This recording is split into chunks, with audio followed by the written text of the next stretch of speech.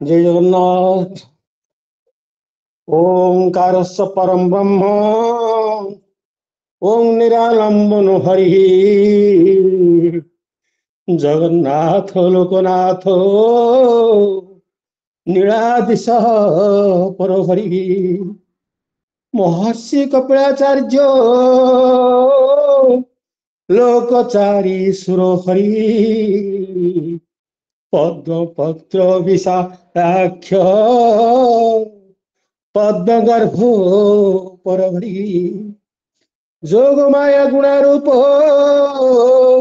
जगज्जरीश्वर हरि कल्पद्रुम पाद पारी कल्पकारी स्वयं हरि मायाधर वर्णधारी जोगीश्वर हरि मंत्र ज्ञान दाता च सर्वदाता परहरि अखिल जन गुरु हरि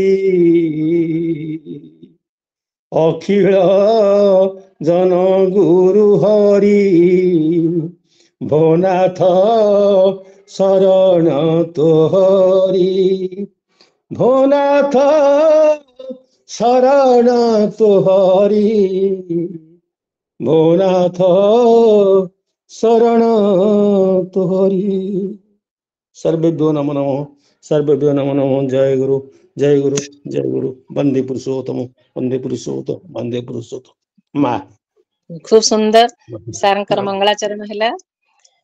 जो महामनीषी दिग्दर्शन रे आम संस्था उत्तरोत्तर लक्ष्य पथरे आगे चली सही महान स्रष्टा स्वामी विवेकानंद वाणी पाठ करने को मु लोक संसदर सदस्य श्रीजुक्त रवींद्रनाथ साहू को अनुरोध करुच्ची से विवेक वाणी पाठ करिवे।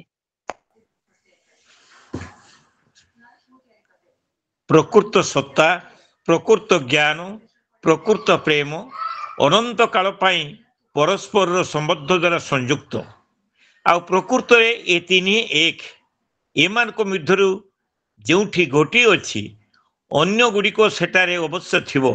एमाने सही अद्वितीय सच्चिदानंदकर त्रिविध रूप स्वामी विवेकानंद।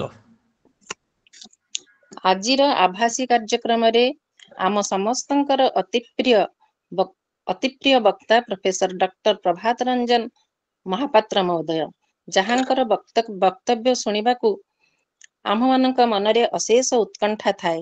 से हेउचंती जने विशिष्ट दार्शनिक वेदांती सुसाहित्यिक प्रशासक सर्वोपरि जने उत्तम मनीष। से आम मानक धारावाहिक भाव में स्कंद पुराण रे जगन्नाथ तत्व व्याख्यान श्रवण कराउछंती। एहा द्वारा आम मानक मनरे थिबा पाप कल्मष दूर होई आमे निश्चय भाव रे जगन्नाथ मनस्क हेउछे एथिरे संदेह नाही। आमे सभापतिंकर वक्तव्य परे सारंक कथा सुनिबा। आजिर सभार सभापति स्थान अलंकृत करिछंती परम वैष्णवी सर्वदर्शन शास्त्र निष्णाता श्रीमद भगवद्गत प्राणा मर्त्यरे मो मतरे सरस्वती स्वरूपा वाग्मी डॉक्टर प्रोफेसर गौरवप्रिया दास महोदया। वास्तव में से जने पट्टियासी महिला सर्वभारतीय स्तर रे तांकर परिचिति मध्य रहिछि। तांकर वक्तव्य और सभापतित्व सबु किछि मनज्ञ और हृदय स्पर्शी। से आम मानकर अति परिचित और मोर कन्यासी भग्नी स्वरूपा।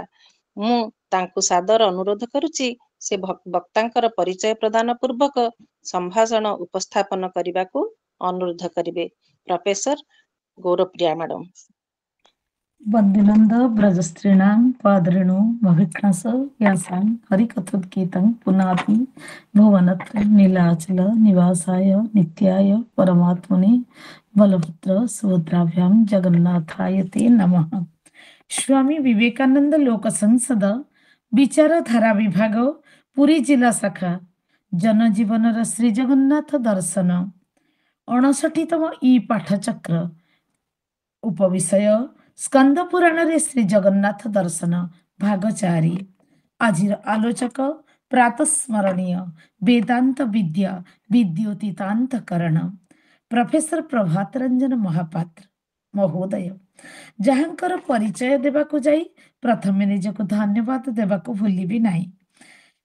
ଯେହେତୁ ଏ ଅଧମ ଶ୍ରୀ ଗୁରୁଚରଣ ପ୍ରୋଫେସର ମହାପାତ୍ର ଜୀଙ୍କର ଛାତ୍ରୀ ଅଟେ, କହିବି ମୁଁ ସାର୍ଙ୍କ ବିଷୟରେ ପଦୁଟିଏ। ଯଦିବା ସୂର୍ଯ୍ୟର ପରିଚୟ ସୂର୍ଯ୍ୟ, ଦୀପର ପରିଚୟ ଦୀପ, ମଣିର ପରିଚୟ ମଣି, ମହାପାତ୍ର ସାର୍ଙ୍କର ପରିଚୟ ମହାପାତ୍ର ସାର୍। ଯେପରି ସୁମେରୁର ଉପମା ସୁମେରୁ ଅଟେ। କହିବି ମୁଁ ସାର୍ଙ୍କ ବିଷୟରେ କିନ୍ତୁ ପଦୁଟିଏ। ଶ୍ରୀ ଜଗନ୍ନାଥ ସଂସ୍କୃତ ବିଶ୍ୱବିଦ୍ୟାଳୟର ଅଦ୍ୱୈତ ବେଦାନ୍ତ ବିଭାଗର ଅଧ୍ୟକ୍ଷଚର, ସେହି ବିଶ୍ୱବିଦ୍ୟାଳୟର ସ୍ନାତକୋତ୍ତର ବିଭାଗ ମୁଖ୍ୟଚର, ଆଭାରତ ବେଦାନ୍ତ ବିଦ୍ୟାର ପ୍ରଚାରକ ପ୍ରସାରକ, ସୁବକ୍ତା, ସୁସାହିତ୍ୟିକ, ଯାହାଙ୍କ ବିଷୟରେ ପରମ ପୂଜ୍ୟା ନାନୀ ମୀନାକ୍ଷୀ ନାନୀ ଅନେକ କଥା କହିଗଲେ। ସେହି ସଜ୍ଜନ ଶିରୋମଣି, ଛାତ୍ର ବତ୍ସଳ, ଉତ୍କଳର ବରପୁତ୍ର, ଶ୍ରୀ ଜଗନ୍ନାଥୈକ ଶରଣ, ଓଡ଼ିଶାର ବିଭିନ୍ନ ପ୍ରତିଷ୍ଠାନର ମୁଖ୍ୟ, ଆମ ସଂସଦର ସବୁଦିନର ଚିହ୍ନାମୁହଁ, ସ୍ୱାମୀ ବିବେକାନନ୍ଦ ଲୋକ ସଂସଦର ସଂସ୍କୃତି ପରିଷଦର ରାଜ୍ୟ ଅଧ୍ୟକ୍ଷ, ଯାହାଙ୍କଠାରୁ ପ୍ରତି 27 ତାରିଖରେ ଶୁଣିବାକୁ ମିଳେ ପୁରୀ ଜିଲ୍ଲା ପକ୍ଷରୁ ସ୍କନ୍ଦ ପୁରାଣରେ ଶ୍ରୀ ଜଗନ୍ନାଥ ଦର୍ଶନ, ତାହାଙ୍କର ପୂତ ଚରଣ କମଳରେ କାୟମନ ବାଣୀ ପୂର୍ବକ ଅନନ୍ତ କୋଟି ଭକ୍ତି ନିବେଦନ, ପ୍ରଣାମ ନିବେଦନ, ଅଭିନନ୍ଦନ, ବାକ୍ପୁଷ୍ପାଞ୍ଜଳି ଅର୍ପଣ କରିବାକୁ ସମସ୍ତଙ୍କ ତରଫରୁ ମୁଁ କରିବାକୁ ଚାହୁଁଛି, କରୁଛି। ସାର୍ ପ୍ରଣାମ। ମୁଁ ଆଜିର ସୁସଂଯୋଜିକା ଡକ୍ଟର ମୀନାକ୍ଷୀ ମିଶ୍ର ମହୋଦୟା, ଯିଏକି ସୁସାହିତ୍ୟିକା ଅଟନ୍ତି, ଆମ ସମସ୍ତଙ୍କର ବଡ଼ ଭଉଣୀ ଅଟନ୍ତି, ଆଉ ଉତ୍କଳ କଳା ସ୍ୱାମୀ ବିବେକାନନ୍ଦ ଲୋକ ସଂସଦର ଉତ୍କଳ କଳା ପ୍ରତିଷ୍ଠାନର ଆଜୀବନ ସଦସ୍ୟ ରୂପେ ନିୟୋଜିତା, ନିଜର କାର୍ଯ୍ୟ ପ୍ରବାହ ଧାରାକୁ ଯେ ଆଗେଇ ନେଉଛନ୍ତି, ଆଉ ଆମର 27 ତାରିଖର ପୁରୀ ଜିଲ୍ଲାର ଯେ ସୁସଂଯୋଜିକାର ଭାରକୁ ଅତି ସୁଚାରୁ ରୂପେ ପରିଚାଳନା କରୁଛନ୍ତି। ଆଜିର ବିବେକବାଣୀ ଯେ ପାଠ କରିଛନ୍ତି ରବୀନ୍ଦ୍ରନାଥ ସାର୍, ଆଜିର ମଙ୍ଗଳାଚରଣ କରିଛନ୍ତି ପରମ ପୂଜ୍ୟ ଶଙ୍କର୍ଷଣ ଶତପଥୀ ସାର୍। ମୁଁ ସମସ୍ତଙ୍କୁ ଅଭିନନ୍ଦନ କରୁଛି, ବାକ୍ପୁଷ୍ପାଞ୍ଜଳି ଅର୍ପଣ କରୁଛି। ଆସନ୍ତୁ ଶ୍ରବଣ କରିବା ଜନଜୀବନରେ ଶ୍ରୀ ଜଗନ୍ନାଥଙ୍କୁ। କୋଟି ଓଡ଼ିଆର ମଉଡ଼ମଣି, ଦୀନବାନ୍ଧବ, ଅକାରଣ କରୁଣ, ତ୍ରିଭୁବନପତି, ବ୍ରହ୍ମାଦି ସୁର ବନ୍ଦ୍ୟ, ପତିତ ପାବନ ପ୍ରଭୁ, ଲୀଳା ପୁରୁଷୋତ୍ତମ, ନୀଳାଚଳାରୂଢ଼, ନୀଳନଗନାଥ, ନଳିନ ନେତ୍ର, ଆର୍ତ ହରଣକାରୀ ପ୍ରଭୁ ଜଗନ୍ନାଥ। ମହର୍ଷି ବେଦବ୍ୟାସ ପ୍ରଥିତ ଆମର ସ୍କନ୍ଦ ପୁରାଣ ଅନ୍ତର୍ଗତ ବୈଷ୍ଣବ ଖଣ୍ଡ, ବୈଷ୍ଣବ ଖଣ୍ଡାନ୍ତର୍ଗତ ଉତ୍କଳ ଖଣ୍ଡ, ଉତ୍କଳ ଖଣ୍ଡର ଚର୍ଚ୍ଚିତ ବିଷୟ ସେ ପୁରୁଷୋତ୍ତମ କ୍ଷେତ୍ର ମହାତ୍ମ୍ୟ। ମୁନିମାନଙ୍କର ପ୍ରଶ୍ନର ଉତ୍ତରରେ ଉପୋଦ୍ଘାତ ରଖନ୍ତି ଋଷି ଜୈମିନୀ, ଯାହା କ୍ରମପ୍ରାପ୍ତ ଭାବରେ ଆମେ ଶୁଣି ଚାଲିଛେ ସାର୍ଙ୍କ ଶ୍ରୀମୁଖ ନିଃସୃତ ବାଣୀ ଭାବରେ। ଏବେ ଆମେ କ୍ରମପ୍ରାପ୍ତ ପ୍ରକରଣ ସନ୍ଦର୍ଭ ଶ୍ରବଣ କରିବା ଋଷି ଜୈମିନୀଙ୍କ ଠାରୁ। ମହର୍ଷି ଜୈମିନୀଙ୍କର ପ୍ରାତିନିଧ୍ୟ ବହନ କରୁଥିବା ପରମ ବନ୍ଦନୀୟ ଚରଣ ଆଚାର୍ଯ୍ୟ ପ୍ରଭାତ ରଞ୍ଜନ ମହାପାତ୍ରଙ୍କ ଠାରୁ। ବାଣୀର ବେଗକୁ ଏଠାରେ ହିଁ ପ୍ରଶମିତ କରିବି, ଯେହେତୁ ସାର୍ଙ୍କ ଠାରୁ ଶୁଣିବାର ତୃଷ୍ଣା ଅତ୍ୟଧିକ ଅଟେ। ଶ୍ରୀ ଗୁରୁଚରଣଙ୍କର ଶ୍ରୀଚରଣରଜ ମନ୍ଦାକିନୀ ସ୍ମରଣ ପୂର୍ବକ ଆଜି ଏଇଠାରେ ନିଜର ବାଣୀକୁ ବିରାମ ଦେବି। ସାର୍, ଗୁରୁଦେବ ଶ୍ରାବିତ କରିବା ହୁଅନ୍ତୁ ପୂଜ୍ୟ ମହାପାତ୍ର ସାର୍। ଆଜିର ପ୍ରକରଣ ସ୍କନ୍ଦ ପୁରାଣରେ ଶ୍ରୀ ଜଗନ୍ନାଥ ଦର୍ଶନ। ଜୟ ଜଗନ୍ନାଥ, ଜୟ ଜଗନ୍ନାଥ, ଜୟ ଜଗନ୍ନାଥ।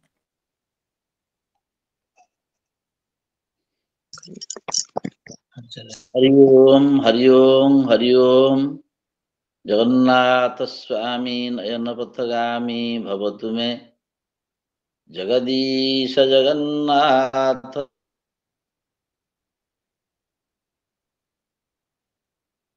प्राण जगदवन्द्य नमोस्तुते।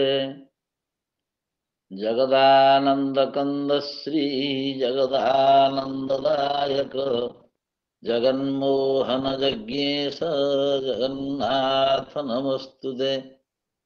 जय कृष्ण जगन्नाथ, जय सर्वाघनाशन, जय लीला दारुतनो जय वंशा फलप्रद अनंत कोटि ब्रह्मांड नायक सकल जन आराध्य महाप्रभु जगन्नाथंकर पवित्र अदृश्य चरण कमल रे विनम्र प्रणामांजलि ज्ञापन करी आजिर ए दिव्य सत्संग रे समुपस्थित समस्त सज्जन वृंद दिव्यात्म वृंद मातृमंडली समस्त सज्जन वृंद को विनीत प्रणाम एवं शुभाभि सायंकालीन शुभाभिनंदन ज्ञापन करुच्ची। जगन्नाथंकर महाप्रभुंकर करुणारू आज आम मार्गशीर्ष मास शुक्ल पक्ष सप्तमी तिथि आभाई सत्संग एकत्रित होइछे। भगवान जगन्नाथ तो सर्वदेवमय सर्ववेदमय एवं अचिंतनीय रहस्यमय जहाँकर महिमा अद्भुत जहाँकर लीला मध्य आश्चर्यमय एवं अचिंतनीय से महिमा गान कले करने आमर शक्ति टिके भी सामर्थ्य नहीं केवल प्रभु को स्मरण करी तंकर दिव्य लीला ज्ञान करी आमर हृदय को निर्मल करिबा मन को निर्मल करिबा। आज ये पवित्र कार्यक्रम रे आम गहन रे उपस्थित अछंती ये कार्यक्रम सारस्वत समारोह सभाध्यक्षा मोर अत्यंत प्रिय अंत्यवासिनी एवं जड़े दार्शनिका एवं साहित्यिका सुदार्शनिका एवं साहित्यिका ये कार्यक्रम अध्यक्षा जहाँ कहते मीनाक्षी आणी कहते भागवत प्राणा भक्तिमती एवं विदुषी वाग्मी प्रवरा प्रोफेसर गौरवप्रिया दास मोर सायंकालीन शुभाभिनंदन ज्ञापन करुच्ची। से जड़े विरल व्यक्तित्व एभली जड़े व्यक्ति को देखा बहुत कम केवल से नुहंती स्वामी मध्य अत्यंत भागवत पुरुष वैष्णव ये जमी वैष्णवी से वैष्णव तेणु आम अत्यंत आनंदित से उपस्थित थिबारु राज्य उद्बोधनी परिषद से अच्छा अध्यक्षा बहुत बहुत अभिनंदन ज्ञापन करुच्ची।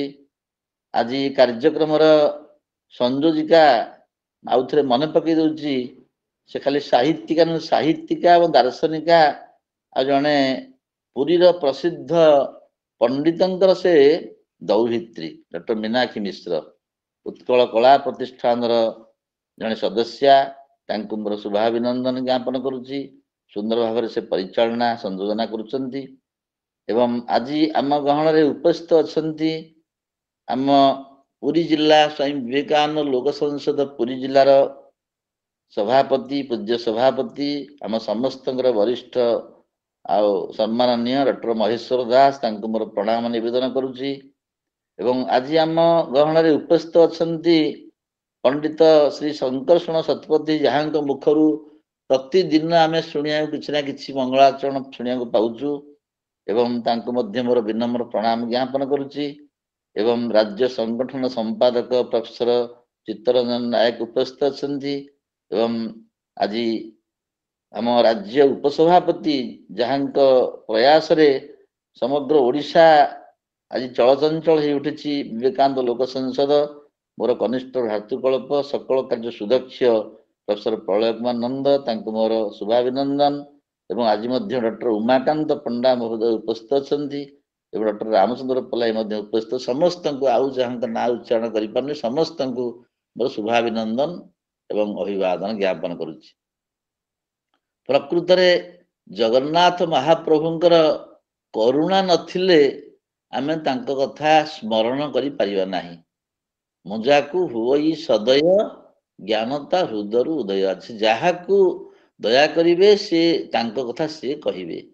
एठी महाप्रभुंक व्यतीत आमर सत्ता किछि नाही। जेमती रज्जु बिना सर्पर किछि माने नाही सेमती महाप्रभुंक बिना जगतर प्राणी जगतर पंच महाभूत हो जहा किछि हो आमे देखुचे महाप्रभुंक सत्ता बिना परमार्थ सत्ता बिना अन्य पदार्थर किछि माने नाही। तो सकलम परस्मै करोमि यद्य सकलम परस्मै नारायणायेति समर्पयामि।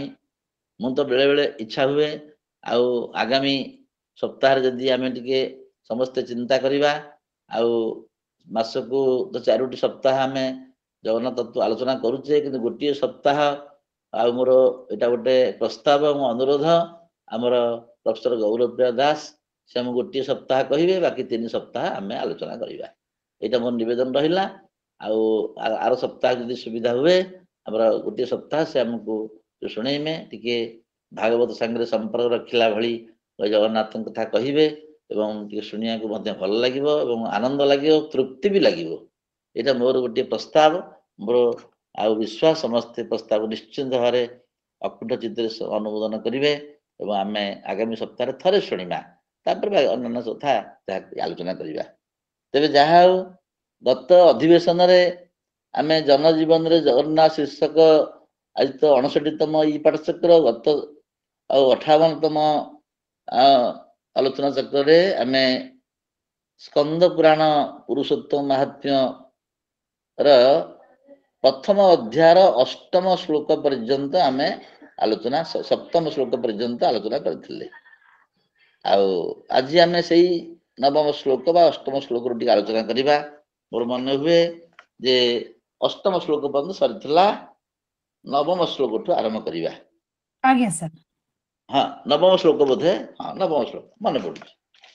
ଯାହା ହଉ, ଆଜିର ପ୍ରସଙ୍ଗ ଯାହା କହୁଥିଲେ ପ୍ରଫେସର ଗୌରବପ୍ରିୟା ଦାସ, ସୌନକାଦି ଋଷିଗଣଙ୍କୁ ବେଦବିତ୍, ଯିଏକି ଥିଲେ ବେଦବିତ୍ ଏବଂ ସର୍ବଜ୍ଞ ଜୈମିନୀ ମହର୍ଷି, ସେଇ ଜୈମିନୀ ମହର୍ଷି ସୌନକାଦି ଋଷିଗଣଙ୍କୁ ଅତ୍ୟନ୍ତ ଆନନ୍ଦ ଚିତ୍ତରେ ପୁରୁଷୋତ୍ତମ କ୍ଷେତ୍ରର ମହତ୍ଵ ବିଷୟରେ ବର୍ଣ୍ଣନା କରୁଛନ୍ତି। ଏଇଟା ପ୍ରଥମ ଅଧ୍ୟାୟର 7ମରୁ 18 ପର୍ଯ୍ୟନ୍ତ ଆଲୋଚିତ ହେଇଛି। ଆମେ 8 ପର୍ଯ୍ୟନ୍ତ ଆଲୋଚନା କରିଛେ। ସେଥିରେ ପ୍ରସଙ୍ଗ ଥିଲା ବ୍ରହ୍ମା ଆଉ ସ୍ତୁତି ଆରମ୍ଭ ମଧ୍ୟ ଏଥିରେ ହବ। ଆଉ ଅନବୈଷ୍ଣବ ମାନେ ଏ କଥା ଶୁଣିଲେ ତାଙ୍କର ଭକ୍ତି ଜାତ ହୁଏ ନାହିଁ। ଯେଉଁମାନେ ବୈଷ୍ଣବ ସେମାନେ ହିଁ ଆକୁ ଶୁଣିଲେ ତାଙ୍କର ମନ ଖୁସି ହେବ, ସେମାନେ ଆନନ୍ଦିତ ହେବେ। ଆଉ ଏ କଥା ମଧ୍ୟ ଶମ୍ଭୁଙ୍କ ମୁଖରୁ, ଭଗବାନ ସଦାଶିବଙ୍କ ମୁଖରୁ କାର୍ତ୍ତିକ ଶୁଣିଥିଲେ, ଯାହାକୁ ସ୍କନ୍ଦ ବୋଲି କୁହାଯାଏ।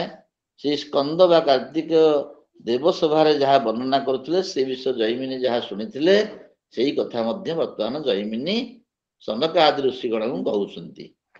ଏବଂ କହୁଛନ୍ତି ପ୍ରଭୁ ଯେ ଯସ୍ୟ ସଂକୀର୍ତ୍ତନାଦେବ ସକଳଂ লীୟତେ ତମଃ ସ୍କନ୍ଦେନ କଥିତଂ ପୂର୍ବଂ ଶ୍ରୁତ୍ୱା ଶମ୍ଭୋର ମୁଖାମ୍ବୁଜାତ୍ ଅହମପ୍ୟଗମଂ ତତ୍ର ଦେବଦେବଂ ସମର୍ଥିତୁଂ ଯଥା ଶ୍ରୁତଂ କଥୟତୋ ଦେବାନାଂ ପୁରतो ମୟା ସମକ୍ଷମ ସିଦ୍ଧ ଦେବୌହ ସଭାୟାଂ ମନ୍ଦରୋଦରେ। କହୁଛନ୍ତି ଜୈମିନୀ ଯେ ଭଗବାନ ଶଙ୍କରଙ୍କ ମୁଖରୁ ଯାହା ଯାହା ଶୁଣିଥିଲେ କାର୍ତ୍ତିକେୟ, ସେ କଥାକୁ ସେ ଦେବସଭାରେ ମନ୍ଦର ପର୍ବତର ସିଦ୍ଧ ଦେବଗଣ ଏବଂ ସିଦ୍ଧଗଣଙ୍କ ସମ୍ମୁଖରେ ସେ ବର୍ଣ୍ଣନା କରିଥିଲେ। ସେଇ ସମୟରେ ମୁଁ ମହାଦେବଙ୍କର ପୂଜନାର୍ଥେ ଯାଇଥିଲି ଏବଂ କାର୍ତ୍ତିକେୟଙ୍କ ମୁଖ ନିଃସୃତ ସେ ପୁରୁଷୋତ୍ତମ ମାହାତ୍ମ୍ୟକୁ ସବିଶେଷ ଭାବରେ ମୁଁ ଶ୍ରବଣ କରିଥିଲି। ଯାହା ମୁଁ ଶ୍ରବଣ କରିଥିଲି ସେଇ କଥାକୁ ମୁଁ ଆପଣମାନଙ୍କ ନିକଟରେ ବର୍ଣ୍ଣନା କରୁଛି, ଏହା କହିକିରି ସେ ଆରମ୍ଭ କଲେ। ତେବେ ଏଇ ଶ୍ଲୋକରୁ ଜଣା ପଡୁଛି ଯେ ପୁରୁଷୋତ୍ତମ କ୍ଷେତ୍ରର ମାହାତ୍ମ୍ୟର ପ୍ରଥମ ବକ୍ତା ହେଲେ ଜ୍ଞାନୀ ଶ୍ରେଷ୍ଠ ମହାଦେବ ଶଙ୍କର, ଯିଏକି ପରମ ବୈଷ୍ଣବ। ବୈଷ୍ଣବାନାମ୍ ଅହମ୍ ଶମ୍ଭୁ। ଶମ୍ଭୁ ହେଲେ ବୈଷ୍ଣବ ଅଗ୍ରଗଣ୍ୟ, କାହିଁକିନା ସେ ସମସ୍ତ ଜ୍ଞାନର ଆକର। ଜ୍ଞାନାର୍ଥମ୍ ଶଙ୍କରଂ ଗଚ୍ଛେତ୍ ବୋଲି ଏହାକୁ କୁହାଯାଇଛି। ଶଙ୍କର ହଉଛନ୍ତି ସର୍ବଜ୍ଞାନଦାତା। ଏବଂ ଗୌରୀ ପଚାରନ୍ତି, ଶଙ୍କର କହନ୍ତି କୈଳାସ ଶିଖରେ ରମ୍ୟେ ଗୌରୀ ପୃଚ୍ଛତି ଶଙ୍କରಂ ବୋଲି କୁହାଯାଇଛି। ଏବଂ ରାମଚରିତମାନସରେ ମଧ୍ୟ କୁହାଯାଇଛି ଭବାନୀ ଶଙ୍କରୌ ବନ୍ଦେ ଶ୍ରଦ୍ଧା ବିଶ୍ୱାସ ରୂପିଣୌ। ତେଣୁ ମା ପାର୍ବତୀ ହେଲେ ଶ୍ରଦ୍ଧାର ପ୍ରତିମୂର୍ତ୍ତି, ପ୍ରଭୁ ଶଙ୍କର ହେଲେ, ମହାଦେବ ହେଲେ ଗଭୀର ବିଶ୍ୱାସର ପ୍ରତୀକ। ଏଇ ଗଭୀର ବିଶ୍ୱାସ ଆଉ ପରମ ଶ୍ରଦ୍ଧା ବା କୌତୂହଳ ଯାହା ପାଖରେ ଥାଏ, ସିଏ ହିଁ ଭଗବାନଙ୍କର ପୁଣ୍ୟ କଥା ବାର୍ତ୍ତା ହୁଅନ୍ତି ଏବଂ କୁହନ୍ତି ବା ଶୁଣନ୍ତି। ତ ମହାଦେବ ଯେତେ ଗୁପ୍ତ କଥା ସବୁ ପାର୍ବତୀଙ୍କୁ କହିଛନ୍ତି ଏବଂ ନିଜର ପୁତ୍ରଙ୍କୁ ସ୍କନ୍ଦଙ୍କୁ ଏ ବିଷୟରେ ମଧ୍ୟ କହିଛନ୍ତି। ଯାହା ହଉ, ଯେହେତୁ ସ୍କନ୍ଦ ବା କାର୍ତ୍ତିକ ମହାଦେବଙ୍କର ଜ୍ୟେଷ୍ଠ ପୁତ୍ର, ସେ ଯେହେତୁ ଆଜନ୍ମ ବ୍ରହ୍ମଚାରୀ ଏବଂ ଦେବ ସେନାପତି ଏବଂ ପରମ ଶ୍ରଦ୍ଧାଳୁ ମଧ୍ୟ, ପ୍ରଥମେ ପୁରୁଷୋତ୍ତମ କ୍ଷେତ୍ର ମାହାତ୍ମ୍ୟ ସେ ଏକାନ୍ତରେ ନିଜର ପୁତ୍ର କାର୍ତ୍ତିକେୟଙ୍କୁ କହିଲେ ବା ସ୍କନ୍ଦକୁ କହିଲେ। ସ୍କନ୍ଦ ଭଲ ଭାବରେ ଶୁଣିଲେ, ତାହାଙ୍କର ଅଧୀତି ବିଦ୍ୟା ଚରଣ ପ୍ରଚାରଣ, ଯୋଉ ବିଦ୍ୟାକୁ ଆମେ ଅଧ୍ୟୟନ ବା ଶୁଣିଥିବା ତାକୁ ସୁନ୍ଦର କଥାଟି ଜନକଲ୍ୟାଣ ପାଇଁ ତାକୁ ପ୍ରଚାର କରିବା। ତେଣୁ ମହାଦେବଙ୍କ ମୁଖରୁ ଶୁଣିଲା ପରେ ସେ ଶ୍ରଦ୍ଧାଳୁ ଦେବଗଣଙ୍କ ନିକଟରେ ମଧ୍ୟ ପ୍ରକାଶ କରିଥିଲେ କାର୍ତ୍ତିକେୟ। ତେଣୁ ସ୍କନ୍ଦ ହେଲେ, ଆମେ ଯଦି ହିସାବ କରିବା, ମହାଦେବ ହେଲେ ହୋଲସେଲ ଜ୍ଞାନର ଭଣ୍ଡାର, ଯାହା କହନ୍ତି ହୋଲସେଲ ଡିଲର। ସ୍କନ୍ଦ ଖୁଚୁରା ବିକ୍ରେତା, ତା ଗୋଟେ ପ୍ରଚାରକ। କାରଣ ପ୍ରଚାରକ ନଥିଲେ ଖାଲି ହୋଲସେଲ କଣ କରିବେ? ଏଇଥିପାଇଁ ତ ଅଧୀତି ବିଦ୍ୟା ବୋଧାଚରଣ ପ୍ରଚାରଣ ବୋଲି କୁହାଯାଇଛି। ଭଲ କଥାଟି ଆମେ ଯଦି ଶୁଣିବା, ତାହା ଉପଯୁକ୍ତ ଗୁରୁଙ୍କଠୁ ଶୁଣିଥିବା, ତାହେଲେ ସେଇ କଥା ମଧ୍ୟ ଆହୁରି ଯୋଉ ଶ୍ରଦ୍ଧାଳୁ ମାନେ ଥିବେ ତାଙ୍କ ନିକଟରେ ପ୍ରକାଶ କରିବା ଉଚିତ। ଯେମିତି ଆମେ ଭଲ ଜିନିଷଟିଏ ପାଇଲେ ଆମେ ଆଣି ଘରେ ବାଣ୍ଟି ଦଉଛୁ, ଭଲ ଖାଦ୍ୟଟିଏ ପାଇଲେ ପ୍ରସାଦ ବାଣ୍ଟିଣ ଖାଇବ ଅଳ୍ପ ବହୁତ ନ କହିବ ଭଳି, ସେମିତି ପ୍ରସାଦଟିଏ ପାଇଲେ ଆମେ ଏମିତି ସମସ୍ତେ ଘରେ ବାଣ୍ଟି କୁଟିକିରି ଖାଉ। ସେମିତି ଭଲ କଥାଟିଏ ଶୁଣିଲେ ମଧ୍ୟ ତାକୁ ଅନ୍ୟ ଆଗରେ ପ୍ରକାଶ କରିବା, ପ୍ରଚାର କରିବା। ନହେଲେ ବିଦ୍ୟାର ପ୍ରଚାର କେମିତି ହବ? ଏଇ ପ୍ରସଙ୍ଗରେ ଆମେ ଗୋଟିଏ କଥା ମଧ୍ୟ ଆଉ ଆଲୋଚନା କରିବା। ଶୃଣୁଧ୍ୱଂ ଯୋଉ ଶବ୍ଦଟି ଏଠି କୁହାଗଲା, ଆଗରୁ କୁହାଯାଇଛି ଶୃଣୁଧ୍ୱଂ ମୁନୟଃ ସର୍ବେ ମଧୁଭକ୍ତି ୟଇମଂ ପରମଂ ଗୁହ୍ୟଂ। ମଧୁଭକ୍ତି ଆମର ଗୀତାରେ କୁହାଯାଇଛି ଜୟିଦମ୍ ପରମଂ ଗୁହ୍ୟଂ ମଧୁଭକ୍ତ ସ୍ୱବିଧାସ୍ୟତି ଭଇଂ ଭକ୍ତିମୟୀ ପରାମ କୃତ୍ୱା ମାମେ ବୈଶତ ସଂଶୟ। ଗୀତାରେ କୁହାଯାଇଛି ଶୃଣୁ। ଯୋଉ ଶୃଣୁ ବୋଲି କହିଲେ ଜୈମିନୀ ମହର୍ଷି ସନକାଦି ଋଷି ମାନଙ୍କୁ, ଆଗ ଆପଣ ଶୁଣନ୍ତୁ। ଆମେ ଆଗରୁ ଆଲୋଚନା କରିଛେ ଶ୍ରବଣಂ କୀର୍ତ୍ତନಂ ବିଷ୍ଣୁ ସ୍ମରଣಂ ପାଦ ସେବନମ୍। ତେଣୁ ନବଧା ଭକ୍ତି ଭିତରେ ଶ୍ରବଣ ଭକ୍ତି ହେଲା ପ୍ରଥମ ଭକ୍ତି, ଏବଂ ଯାହା ପରୀକ୍ଷିତ କରିଥିଲେ। ଏବଂ ସେଇ ଶ୍ରବଣ କଥା ମଧ୍ୟ, ଶ୍ରବଣ ଭକ୍ତିର ପ୍ରତୀକ ପରୀକ୍ଷିତ ଖାଲି ନୁହନ୍ତି, ଅର୍ଜୁନ ମଧ୍ୟ, ନଚିକେତା ମଧ୍ୟ, ଏଠି ମଧ୍ୟ ସନକାଦି ଋଷିଗଣ ମଧ୍ୟ ଶ୍ରବଣ ଭକ୍ତିର ପ୍ରତୀକ। ଗୀତାରେ ଶ୍ରବଣ ଭକ୍ତି କଥା କେତେ କେତେ ଜାଗାରେ କୁହାଯାଇଛି। ଶ୍ରଦ୍ଧାବାନ ଅନସୂୟଶ୍ଚ ଶୃଣୁୟାଦପି ଯୋ ନରଃ ସୋପି ମୁକ୍ତଃ ଶୁଭାନ୍ ଲୋକାନ୍ ପ୍ରାପ୍ନୁୟାତ୍ ପୁଣ୍ୟ କର୍ମଣାମ୍। ଯିଏ ଗୀତାକୁ ପଢି ପାରୁନାହାନ୍ତି, ସେ ଖାଲି ଶୁଣିବେ ମଧ୍ୟ, ତାହେଲେ ତାଙ୍କର ମଧ୍ୟ ଜ୍ଞାନ ଉଦୟ ହବ। ତେଣୁ ଭଗବାନ ଶଙ୍କର ଭଗବାନ ଉତ୍ତମ ବକ୍ତା, ସ୍କନ୍ଦ ଉତ୍ତମ ଶ୍ରୋତା। ଏଠି ମଧ୍ୟ ସନକାଦି ଋଷିଗଣ ହେଲେ ଉତ୍ତମ ଶ୍ରୋତା, ଜୈମିନୀ ମହର୍ଷି ହେଲେ ଉତ୍ତମ ବକ୍ତା। ଉଭୟ ଶ୍ରଦ୍ଧାଳୁ। ସହନା ଭବତୁ ସହନୌ ଭୁନକ୍ତୁ। ଉଭୟଙ୍କର ଶ୍ରଦ୍ଧା ସମାନ ନହେଲେ ବକ୍ତାଙ୍କର ବି ଶ୍ରଦ୍ଧା ରହିବା ଦରକାର, ଶ୍ରୋତାଙ୍କର ଶ୍ରଦ୍ଧା ରହିବା ଦରକାର। ବର୍ତ୍ତମାନ ଶିକ୍ଷକ ଛାତ୍ର ସମାଜରେ ଟିକେ ଅଭାବ ପରିଲକ୍ଷିତ ହଉଛନ୍ତି। ବକ୍ତା ଭଲ ଭାବରେ କହି ଚାଲିଛନ୍ତି, ଶ୍ରୋତା କିନ୍ତୁ ନ ଦେଖି ସେ ମୋବାଇଲରେ ମାତିଛନ୍ତି। ତେଣୁ ଏଠି ମା ପାର୍ବତୀ ଥିଲେ ଶ୍ରଦ୍ଧାଳୁ, ମହାଦେବ ଥିଲେ ଶ୍ରଦ୍ଧାଳୁ। କାର୍ତ୍ତିକେୟ ଥିଲେ ଶ୍ରଦ୍ଧାଳୁ ଶ୍ରୋତା, ମହାଦେବ ଥିଲେ ଶ୍ରଦ୍ଧାଳୁ ବକ୍ତା। ସେମିତି ଶ୍ରଦ୍ଧାଳୁ ଶ୍ରୋତା ଥିଲେ ପ୍ରହ୍ଲାଦ, ତାଙ୍କୁ ଶ୍ରଦ୍ଧାଳୁ ବକ୍ତା ହେଇଥିଲେ ନାରଦ, ସେ ବି କହୁଥିଲେ। ତେଣୁ ପ୍ରଥମେ ଶ୍ରଦ୍ଧାଳୁ ହବା ଦରକାର, ବିଶ୍ୱାସୀ ହବା ଦରକାର, କୌତୁହଳ ମନରେ ରହିବା ଦରକାର, ରସାୟନିତ ହୃଦୟ ହେବା ଦରକାର। ତେବେ ଯାଇକି ଆମେ ଶ୍ରୀହରିଙ୍କର ପ୍ରିୟ ହେଇପାରିବା। ଭଗବାନ ସଦାଶିବଙ୍କୁ କୁହାଯାଏ ମଧ୍ୟ ତାଙ୍କର ପ୍ରାର୍ଥନା କଲାବେଳେ, ନାରାୟଣ ପ୍ରିୟ ମନଙ୍ଗ ମଦାପହାରମ୍ ବାରାଣସୀ ପୁରପତିଂ ଭଜ ବିଶ୍ୱନାଥମ୍। ନାରାୟଣ ପ୍ରିୟ ହେଲେ ଭଗବାନ ସଦାଶିବ। ଭଗବାନ ଶ୍ରୀରାମଙ୍କର ପ୍ରିୟ ସଦାଶିବ, ନାରାୟଣଙ୍କ ପ୍ରିୟ ସଦାଶିବ, ଶ୍ରୀକୃଷ୍ଣ ଭଗବାନଙ୍କର ସଦାଶିବ ପ୍ରିୟ, ଏବଂ ଜଗନ୍ନାଥ ଭଗବାନଙ୍କ ନାରାୟଣଙ୍କର ପ୍ରିୟ ସେ ଅନଙ୍ଗ ମଦାପହାରମ୍। ଏଇ ଶ୍ଲୋକରେ ଆମର ଶ୍ରବଣ ଭକ୍ତିର ମହତ୍ଵ ପ୍ରତିପାଦିତ ହେବା ସହିତ ନାମ ସଂକୀର୍ତ୍ତନ ଆମେ ଯୋଉ କୁହାଯାଇଛି କି, ଯେ ଯସ୍ୟ ସଂକୀର୍ତ୍ତନାଦେବ ସକଳଂ ଲିୟତେ ତମଃ, ଏ ନାମ ସଂକୀର୍ତ୍ତନ ଆଉ ଅନନ୍ୟ ଭକ୍ତିର ମହତ୍ଵ ପ୍ରତିପାଦିତ ହେଇଛି। ଭଗବାନଙ୍କର ଶୁଭ ନାମ ସଂକୀର୍ତ୍ତନ କରିବା, ଶ୍ରବଣ କରିବା ଏବଂ ଗାନ କରିବା। ମଚ୍ଚିତା ମଦଗତ ପ୍ରାଣା କଥୟନ୍ତଃ ପରସ୍ପରମ୍ ବୋଧୟନ୍ତଃ ପରସ୍ପରମ୍ କଥୟନ୍ତଶ୍ଚ ମାଂ ନିତ୍ୟମ୍ ତୁଷ୍ୟନ୍ତି ଚ ରମନ୍ତି ଚ। ଭଗବାନ ସଦାଶିବ ଭଗବାନଙ୍କ ନାମ କୀର୍ତ୍ତନ କରିକି ଅତ୍ୟନ୍ତ ଶ୍ରଦ୍ଧାର ସହ ଶୁଣେଇଥିଲେ ସ୍କନ୍ଦଙ୍କୁ, ସ୍କନ୍ଦ ମଧ୍ୟ ଦେବତାଙ୍କୁ ଶ୍ରଦ୍ଧାର ସହ ଶୁଣେଇଥିଲେ। ତେଣୁ ଏଇ ଯୋଉ କ୍ରମ ଅନୁସାରେ ଏଇ ଯୋଉ ପୁରୁଷୋତ୍ତମ କ୍ଷେତ୍ରର ମାହାତ୍ମ୍ୟ ଯାହା କହୁଥିଲେ ଆମର ପ୍ରଫେସର ଗୌରପ୍ରିୟା ଦାସ ସୁନ୍ଦର ଭାବରେ, ଯେ କୋଉ କ୍ରମ ଅନୁସାରେ ଆଉ ଚାଲିଛି ପୁରୁଷୋତ୍ତମ ମାହାତ୍ମ୍ୟ, ସେଇ କ୍ରମ ଅନୁସାରେ ବର୍ତ୍ତମାନ ସମ୍ମୁଖ ମୁଖରୁ ସ୍କନ୍ଦ, ସ୍କନ୍ଦଙ୍କ ମୁଖରୁ ଜୈମିନୀ, ଜୈମିନୀଙ୍କ ଦେବତା ମାନେ ଜୈମିନୀ, ଜୈମିନୀଙ୍କ ମୁଖରୁ ସୌନକାଦି ଋଷିଗଣ ସେ କହିଥିଲେ ବୋଲି ବ୍ୟାସ ବର୍ଣ୍ଣନା କରିଛନ୍ତି। ଆମେ ମଧ୍ୟ ସେଇ ପ୍ରସଙ୍ଗରେ ଆମେ ଶୁଣିବାକୁ ପାଉଛେ। ତେଣୁ ପୂର୍ବ ପୁଣ୍ୟ ନଥିଲେ ଆମେ ଶୁଣିବା ବା କହିବା ବା ଦେଖିବା ସମ୍ଭବ କେବେ ହବନି। ତେଣୁ ଏ ଅଷ୍ଟମ ଶ୍ଲୋକରେ ଗୋଟେ ସୁନ୍ଦର କଥା ଯାହା କୁହାଯାଇଛି, ଚାରି ଗୋଟି ତାତ୍ପର୍ଯ୍ୟ ଏଥିରେ ଅଛି। ସଂକୀର୍ତ୍ତନାତ୍ ଯସ୍ୟ ସଂକୀର୍ତ୍ତନାତ୍, ଏ ସଂକୀର୍ତ୍ତନ ସମ୍ୟକ୍ କୀର୍ତ୍ତନମ୍ ବା ପ୍ରକାଶନମ୍, ନାମ ସଂକୀର୍ତ୍ତନମ୍ ଯସ୍ୟ ସର୍ବ ପାପ ପ୍ରଣାଶନମ୍, ପ୍ରଣାମଃ ଦୁଃଖ ଶମନମ୍, ତମ୍ ନମାମି ହରିಂ ପରମ୍। ଭାଗବତର ଅନ୍ତିମ ଶ୍ଲୋକରେ କୁହାଯାଇଛି। ତ ଶ୍ରୀହରି ନାମ ସଂକୀର୍ତ୍ତନ ଶ୍ରବଣମ୍ କୀର୍ତ୍ତନମ୍, ଶୁଣିଲା ପରେ କୀର୍ତ୍ତନ କରିବା।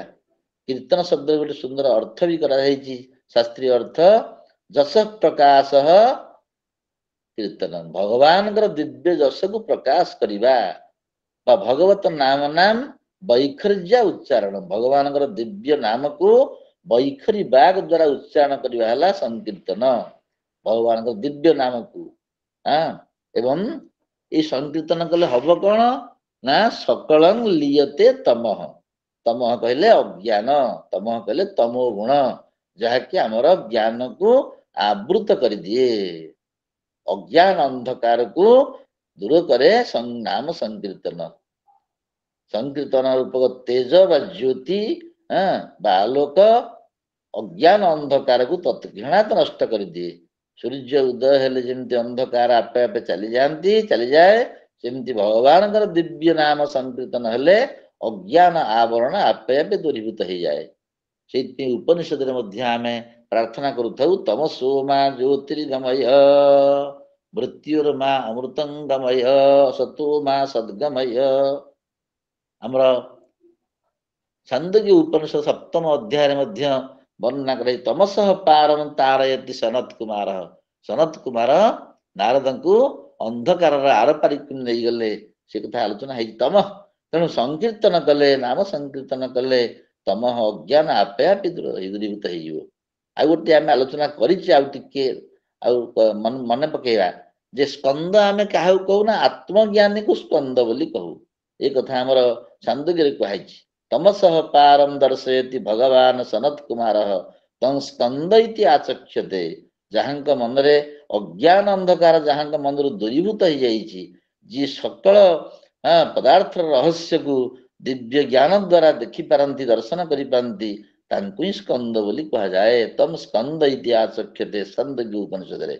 ତେଣୁ ସ୍କନ୍ଦ ହଉଛନ୍ତି ସଜ୍ଜନ ଆଚାର୍ଯ୍ୟ, ତତ୍ଵଜ୍ଞାନୀ ଆଚାର୍ଯ୍ୟ, ଏବଂ ତମଃ ବା ଅଜ୍ଞାନକୁ ହରଣ କରିବାର ସାମର୍ଥ୍ୟବାନ ଆଚାର୍ଯ୍ୟ। ସେଇଥିପାଇଁ ସେ ଦେବସେନାପତି, ଯୁଦ୍ଧରେ ଆଲୋକର ବିଜୟ ଏବଂ ଅନ୍ଧକାରର ପରାଜୟ ହୁଏ, ତ ସେଇଥିପାଇଁ ସ୍କନ୍ଦଙ୍କୁ, କାର୍ତ୍ତିକେୟଙ୍କୁ ଦେବସେନା ବୋଲି ଆଉ ଦାୟିତ୍ୱ ଦିଆହେଇଛି। ସେଇ ସ୍କନ୍ଦ ତତ୍ଵଜ୍ଞାନୀ, ତତ୍ଵଜ୍ଞାନୀ ନହେଲେ ଦେବସେନା ସେନାପତି କେମିତି ହେବେ? ତେଣୁ ଯାହା ହଉ ସେ ଜଣେ ଭଲ ମାର୍ଗଦର୍ଶକ ମଧ୍ୟ, ଗାଇଡ, ତାଙ୍କର ଗାଇଡ ଥିଲେ ଶମ୍ଭୁ, ଶମ୍ଭୁ ସ୍ୱୟମ୍ଭୁ। ଆମର ଶମ୍ଭୁଙ୍କର ନାଁ ମଧ୍ୟ ଆସୁଛି, ସ୍ୱୟମ୍ଭୁ ଶମ୍ଭୁରାଦିତ୍ୟ ପୁଷ୍କରାକ୍ଷ ମହାସ୍ୱନ, ଏ ସ୍ୱୟଂ ଉତ୍ପନ୍ନ ହେଇଛନ୍ତି। ସଦାଶିବର କେହି ପିତାମାତାଙ୍କର ପରିଚୟ ମଧ୍ୟ ଦିଆ ହେଇପାରିନି, ଏ ସ୍ୱୟମ୍ଭୁ ଶମ୍ଭୁର ଆଦିତ୍ୟ, ଭଗବାନଙ୍କର ନାଁ ଗୋଟିଏ ମଧ୍ୟ ଶମ୍ଭୁ। ତାର ଗୋଟିଏ ବ୍ୟାଖ୍ୟା ମଧ୍ୟ କରାଯାଉଛି, ସ୍ୱୟମେବ ଭବତି ଇତି ସ୍ୱୟମ୍ଭୁ, ନିଜେ ନିଜେ ପ୍ରକଟିତ ହେଇଛନ୍ତି। ଆମେ କହୁନେ ଯେ ଇଏ କଣ ଫୁଟାଲିଙ୍ଗ, ଫୁଟାଲିଙ୍ଗ ମାନେ ସ୍ୱୟମ୍ଭୁ, ଓଡିଆରେ ଫୁଟାଲିଙ୍ଗ, ସଂସ୍କୃତରେ ସ୍ୱୟମ୍ଭୁ। ସର୍ବେଷାଂ ଉପରି ଭବତି ଇତି ସ୍ୱୟମ୍ଭୁ, ଯିଏ ସମସ୍ତଙ୍କ ଉପରେ ଅଛନ୍ତି ତାଙ୍କୁ ହିଁ ସ୍ୱୟମ୍ଭୁ ବୋଲି କୁହାଯାଏ। ଈଶାବାସ୍ୟ ଉପନିଷଦ ସେଇଆ କହୁଛନ୍ତି, କବି ମନୀଷୀ ପରିଭୁ ସ୍ୱୟମ୍ଭୁ। ଆଉ ଗୋଟିଏ ମଧ୍ୟ ଶମ୍ଭୁ ଶବ୍ଦର ଯୋଉ ଶମ୍ଭୁଙ୍କ ମୁଖରୁ କାହିଁକି ଶମ୍ଭୁ ଶବ୍ଦଟି ପ୍ରଯୁକ୍ତ ହେଲା ନା, ସଂ ସୁଖଂ ଭକ୍ତାନାଂ ଭାବୟତି ଶମ୍ଭୁ, ଯେ ଶମ୍ଭୁ ସେ ସବୁ ଭକ୍ତମାନଙ୍କର ସୁଖ ଚିନ୍ତା କରନ୍ତି, ଭକ୍ତମାନେ କେମିତି ଆନନ୍ଦିତ ହେବେ, କିନ୍ତୁ ଦୁଃଖ ତାଙ୍କର ବିନଷ୍ଟ ହବ। ସଂ ସୁଖମ କରୋତି ଇତି ଶଙ୍କର, ସଂ ସୁଖମ ଭାବୟତି ଇତି ଶମ୍ଭୁ। ଭଗବାନ ସଦାଶିବ ଶମ୍ଭୁ ବୋଲି କହିବାର ଗୋଟେ ତାତ୍ପର୍ଯ୍ୟ ମଧ୍ୟ ରହିଛି। ସମସ୍ତଙ୍କର କଲ୍ୟାଣ ଚିନ୍ତା କରନ୍ତି ଏବଂ ପରମ ଆନନ୍ଦ ପ୍ରଦାନ କରନ୍ତି, ସମସ୍ତ ଅଜ୍ଞାନ ପ୍ରତିବନ୍ଧକକୁ ଦୂରୀଭୂତ କରନ୍ତି, ଜୀବକୁ କୃତାର୍ଥ କରନ୍ତି, ଉତ୍ତମ ଜ୍ଞାନ ପ୍ରଦାନ କରନ୍ତି। ଯୋଉ ଉତ୍ତମ ଜ୍ଞାନକୁ ଆହରଣ କରି ସେ ପରମାତ୍ମା ନାରାୟଣଙ୍କର ନିକଟବର୍ତ୍ତୀ ହୁଅନ୍ତି। ଏ କଥାରେ ଆମେ ଅଳ୍ପ ଅଳ୍ପ ଆଲୋଚନା କରିଥିଲେ। ଆଜି ମଧ୍ୟ ଏଇ 9ମ ଶ୍ଲୋକଟି ସମ୍ପୂର୍ଣ୍ଣ ହେଲା। ଏବେ ଆମେ 10ମ ଶ୍ଲୋକକୁ ଆସିବା। ଏଇଠି ଜୈମିନୀ କହି ଚାଲିଛନ୍ତି ତ 18 ଶ୍ଲୋକ ପର୍ଯ୍ୟନ୍ତ ହେଲେ କହି ଚାଲିବେ। ଜୈମିନୀ କହୁଛନ୍ତି ସୌନକାଦି ଋଷିମାନଙ୍କୁ ଯେ ଏଇ ଜଗନ୍ନାଥ ମହାପ୍ରଭୁ ଯିଏକି ପୁରୁଷୋତ୍ତମ କ୍ଷେତ୍ରରେ ସ୍ୱୟଂ ବିରାଜମାନ କରିକି ଆମକୁ ଆଉ କୃପା କରୁଣା କରୁଛନ୍ତି, ତାଙ୍କର ସ୍ୱରୂପଟି କଣ ଜାଣ। ତାଙ୍କ କଥା ଶୁଣିଲେ ତ ସମସ୍ତ ଅଜ୍ଞାନ ଦୂରୀଭୂତ ହବ, ଏ କଥା ଆମେ ଜାଣିଲେ। ସ୍କନ୍ଦ ମୁଖରୁ ପ୍ରଥମେ ଜୈମିନୀ ମହର୍ଷି ସ୍କନ୍ଦଙ୍କ ମୁଖରୁ ଯାହା ଶୁଣିଥିଲେ ପ୍ରଥମେ ଆରମ୍ଭ କଲେ, ଯଦ୍ୟପି ସ ଜଗନ୍ନାଥ ସର୍ବଗଃ ସର୍ବଭାବନଃ ସନ୍ତି କ୍ଷେତ୍ରାଣି ଚନ୍ୟାନି ସର୍ବପାପହରାଣि ଚ ଏତତ୍ କ୍ଷେତ୍ରಂ ବରଂ ଚସ୍ୟ ବପୁର୍ଭୂତଂ ମହାତ୍ମନଃ ସ୍ୱୟଂ ବପୁଷ୍ମାନ ତତ୍ରାସ୍ତେ ସ୍ୱନାମ୍ନା ଖ୍ୟାପିତଂ ହି ତତଃ। ଏଇ 10 ଆଉ 11 ଶ୍ଲୋକରେ ଜୈମିନୀ ମହର୍ଷି ଯୋଡ଼ିଏ କଥା କହୁଛନ୍ତି। ଭଗବାନ ଜଗନ୍ନାଥଙ୍କର ମହିମା, ତାଙ୍କର କ୍ଷେତ୍ରର ମହିମା ଆମେ ଆଗରୁ ମଧ୍ୟ ଆଲୋଚନା କରିଛେ। ସର୍ବେଷାଂ ଅପି କ୍ଷେତ୍ରାଣାମ୍ ରାଜା ଶ୍ରୀ ପୁରୁଷୋତ୍ତମଂ ସର୍ବେଷାଂ ଅପି ଦେବାନାଂ ରାଜା ଶ୍ରୀ ପୁରୁଷୋତ୍ତମ। ତେଣୁ ପୁରୁଷୋତ୍ତମ ଭଗବାନ ଜଗନ୍ନାଥଙ୍କର ନାଁ ପୁରୁଷୋତ୍ତମ, ତାଙ୍କର କ୍ଷେତ୍ର ନାଁ ମଧ୍ୟ ପୁରୁଷୋତ୍ତମ। ଏଇଟା ହଉଛି ତାଙ୍କର ମହିମା। ଯଦ୍ୟପି ସ ଜଗନ୍ନାଥ ସର୍ବ, ସେ କହୁଛନ୍ତି ଜୈମିନୀ ଯେ ଜଗନ୍ନାଥ ସର୍ବବ୍ୟାପୀ, ସେ ସମଗ୍ର ଜଗତର ନାଥ, ସୃଷ୍ଟି ସ୍ଥିତି ଲୟର କାରଣ, ସେ ଆକାଶ ଭଳି ସର୍ବବ୍ୟାପକ, ନିତ୍ୟ, ସର୍ବବ୍ୟାପୀ ଆମର ବି କୁହାଯାଇଛି। ସର୍ବଭୂତାନ୍ତରାତ୍ମା, ସର୍ବଂ ଖଲ୍ବିଦଂ ବ୍ରହ୍ମ, ଈଶାବାସ୍ୟମିଦଂ ସର୍ବଂ, ଉପନିଷଦ ସବୁଠି କୁହାଯାଇଛି। ଗୀତାରେ ବି କୁହାଯାଇଛି ଅହମାତ୍ମା ଗୁଡ଼ାକେଶ ସର୍ବଭୂତ ସୟସ୍ଥିତ ସର୍ବଗତମ ସୁସୂକ୍ଷ୍ମଂ ବୋଲି ମଧ୍ୟ ଉପନିଷଦରେ କୁହାଉଛି। ତେଣୁ ଜଗନ୍ନାଥ ହେଲେ ସର୍ବଗଃ, ସର୍ବତ୍ର ଗଚ୍ଛତି, ସବୁଠି ସେ ଅଛନ୍ତି, ଆକାଶ ଭଳି ବ୍ୟାପିଛନ୍ତି। ତାଙ୍କଠୁ ଏ ଜଗତ ସୃଷ୍ଟି ହେଇଛି। ତେଣୁ ଯଦ୍ୟପି ସ ଜଗନ୍ନାଥ ସର୍ବଗଃ ସର୍ବଭାବନଃ, ସେ ସମସ୍ତ ବସ୍ତୁର କାରଣ, ସର୍ବତ୍ର ବିଦ୍ୟମାନ, ଏବଂ କ୍ଷେତ୍ର ବି ଏମିତି ଅଛି ଅନେକ ଭାରତ ବର୍ଷରେ। ସର୍ବପାପ ହରାଣିଚ, ସମସ୍ତ ପାପହାରକ କ୍ଷେତ୍ର ମଧ୍ୟ ଅଛନ୍ତି। କିନ୍ତୁ ଜଗନ୍ନାଥ ମହାପ୍ରଭୁଙ୍କର ମହିମା ଏବଂ ପୁରୁଷୋତ୍ତମ ଜଗନ୍ନାଥଙ୍କର ମହିମା ଏବଂ ତାଙ୍କ କ୍ଷେତ୍ରର ମହିମା, ଇଏ ସବୁଠାରୁ ଶ୍ରେଷ୍ଠ। ଏତତ୍ କ୍ଷେତ୍ରଂ ବରଂ ଚାସ୍ୟ ବପୁର୍ଭୂତଂ ମହାତ୍ମନ। ଯଦ୍ୟପି ଜଗନ୍ନାଥ ମହାପ୍ରଭୁ ସର୍ବବ୍ୟାପକ, ସକଳ କାରଣ, ସବୁଠି ଅଛନ୍ତି, କିନ୍ତୁ ଏଇ କ୍ଷେତ୍ରରେ ସେ ପୂର୍ଣ୍ଣାଙ୍ଗ ରୂପରେ ପ୍ରକଟିତ ହେଇଛନ୍ତି। ଯେମିତି ଆମେ ଶ୍ରୀକୃଷ୍ଣ ଭଗବାନ ସବୁଠି ଅଛନ୍ତି, କିନ୍ତୁ ବୃନ୍ଦାବନରେ ଅଧିକ ମାତ୍ରାରେ ପ୍ରକଟିତ ହେଇଛନ୍ତି। ଭକ୍ତମାନଙ୍କର ଆକୁଳ ନିବେଦନ, ଭକ୍ତମାନଙ୍କର ହୃଦୟ ନିର୍ମଳ ଥିବାରୁ ସେଇଠି ପ୍ରଭୁ ପ୍ରକଟିତ ହେଇଛନ୍ତି। ଗୋଟିଏ କଥା ଏଠି ମନେ ପଡେ, ଥରେ ସ୍ୱାମୀ ବିବେକାନନ୍ଦ ଯାଇଥିଲେ ଫରେନ୍, ମୁଁ ଶୁଣିଛି ଯେ ସେଠି ତାଙ୍କୁ କିଛି ପ୍ରଶ୍ନ କଲେ ଦାର୍ଶନିକ, କହିଲେ ଆପଣ ମାନଙ୍କୁ ତ କହୁଛନ୍ତି ଯେ ବ୍ରହ୍ମ ବା ପରମାତ୍ମା ସର୍ବବ୍ୟାପକ, ତାହେଲେ କାହିଁକି ଆପଣ ମନ୍ଦିର ଯାଉଛନ୍ତି, ମନ୍ଦିରଟେ କାହିଁ ନିର୍ମାଣ କରିଛନ୍ତି? ଅତ୍ୟନ୍ତ ବୁଦ୍ଧିମାନ ସ୍ୱାମୀ ବିବେକାନନ୍ଦ ଉତ୍ତର ଦେଲେ ତତ୍କ୍ଷଣାତ୍, ସାଙ୍ଗେ ସାଙ୍ଗେ କହିଲେ, ଯୋଉ ଘରେ ବସିକି ଆଲୋଚନା ହଉଥିଲା, କହିଲେ ବାୟୁ ତ ସର୍ବବ୍ୟାପକ, ସବୁଠି ଅଛି, ଆପଣ ଫ୍ୟାନ କାହିଁ ଲଗେଇଛନ୍ତି? ୟାଙ୍କର ଅକଲ ଗୁଡୁମୁ ସେ ଉତ୍ତର ପାଇଗଲେ। ଯଦି ବାୟୁ ସର୍ବବ୍ୟାପକ ସବୁଠି ଅଛି, ଆପଣ ଯେମିତି ଫ୍ୟାନ ଲଗାଉଛନ୍ତି, ସେମିତି ଆମର ପ୍ରଭୁ ସର୍ବତ୍ର ବିଦ୍ୟମାନ ହେଲେ ମଧ୍ୟ ଆମେ ମନ୍ଦିର ନିର୍ମାଣ କରିଛୁ। ସେ ଉତ୍ତରରେ ସେମାନେ ପୁରା ଚୁପଚାପ ହେଇଗଲେ। ପ୍ରଭୁ ସବୁଠି ଅଛନ୍ତି, ଏଟା ସତ୍ୟ, କିନ୍ତୁ ମାନବ ଶରୀରରେ ଟିକେ ଅଧିକ ପ୍ରକଟିତ ଏବଂ ଉତ୍ତମ ସିଦ୍ଧ କ୍ଷେତ୍ରରେ ପ୍ରଭୁ ଅଧିକ ପ୍ରକଟିତ ହୁଅନ୍ତି। ସେଇଥିପାଇଁ ଜୈମିନୀ ମହର୍ଷି କହୁଛନ୍ତି, ଯଦ୍ୟପି ସ ଜଗନ୍ନାଥ ସର୍ବଗଃ ସର୍ବଭାବନଃ ସନ୍ତି କ୍ଷେତ୍ରାଣି ଜନ୍ୟାନି ସର୍ବପାପହରାଣି, ଯେମିତି କ୍ଷେତ୍ର ବି ଅନେକ ଅଛି, କିନ୍ତୁ ଏତତ କ୍ଷେତ୍ରମ୍ ବରମ୍, ଏଇ କ୍ଷେତ୍ରଟି ତାଙ୍କର ହେଲା ଶ୍ରେଷ୍ଠ କ୍ଷେତ୍ର। ବପୁର୍ଭୂତଂ, ଏଇ କ୍ଷେତ୍ର ସାକ୍ଷାତ ଜଗନ୍ନାଥଙ୍କର କଳେବର। ବପୁର୍ଭୂତଂ ମହାତ୍ମନଃ, ସେଇ ମହାତ୍ମା ଜଗନ୍ନାଥଙ୍କର ଇଏ ହଉଛି ବପୁ, ସାକ୍ଷାତ କଳେବର।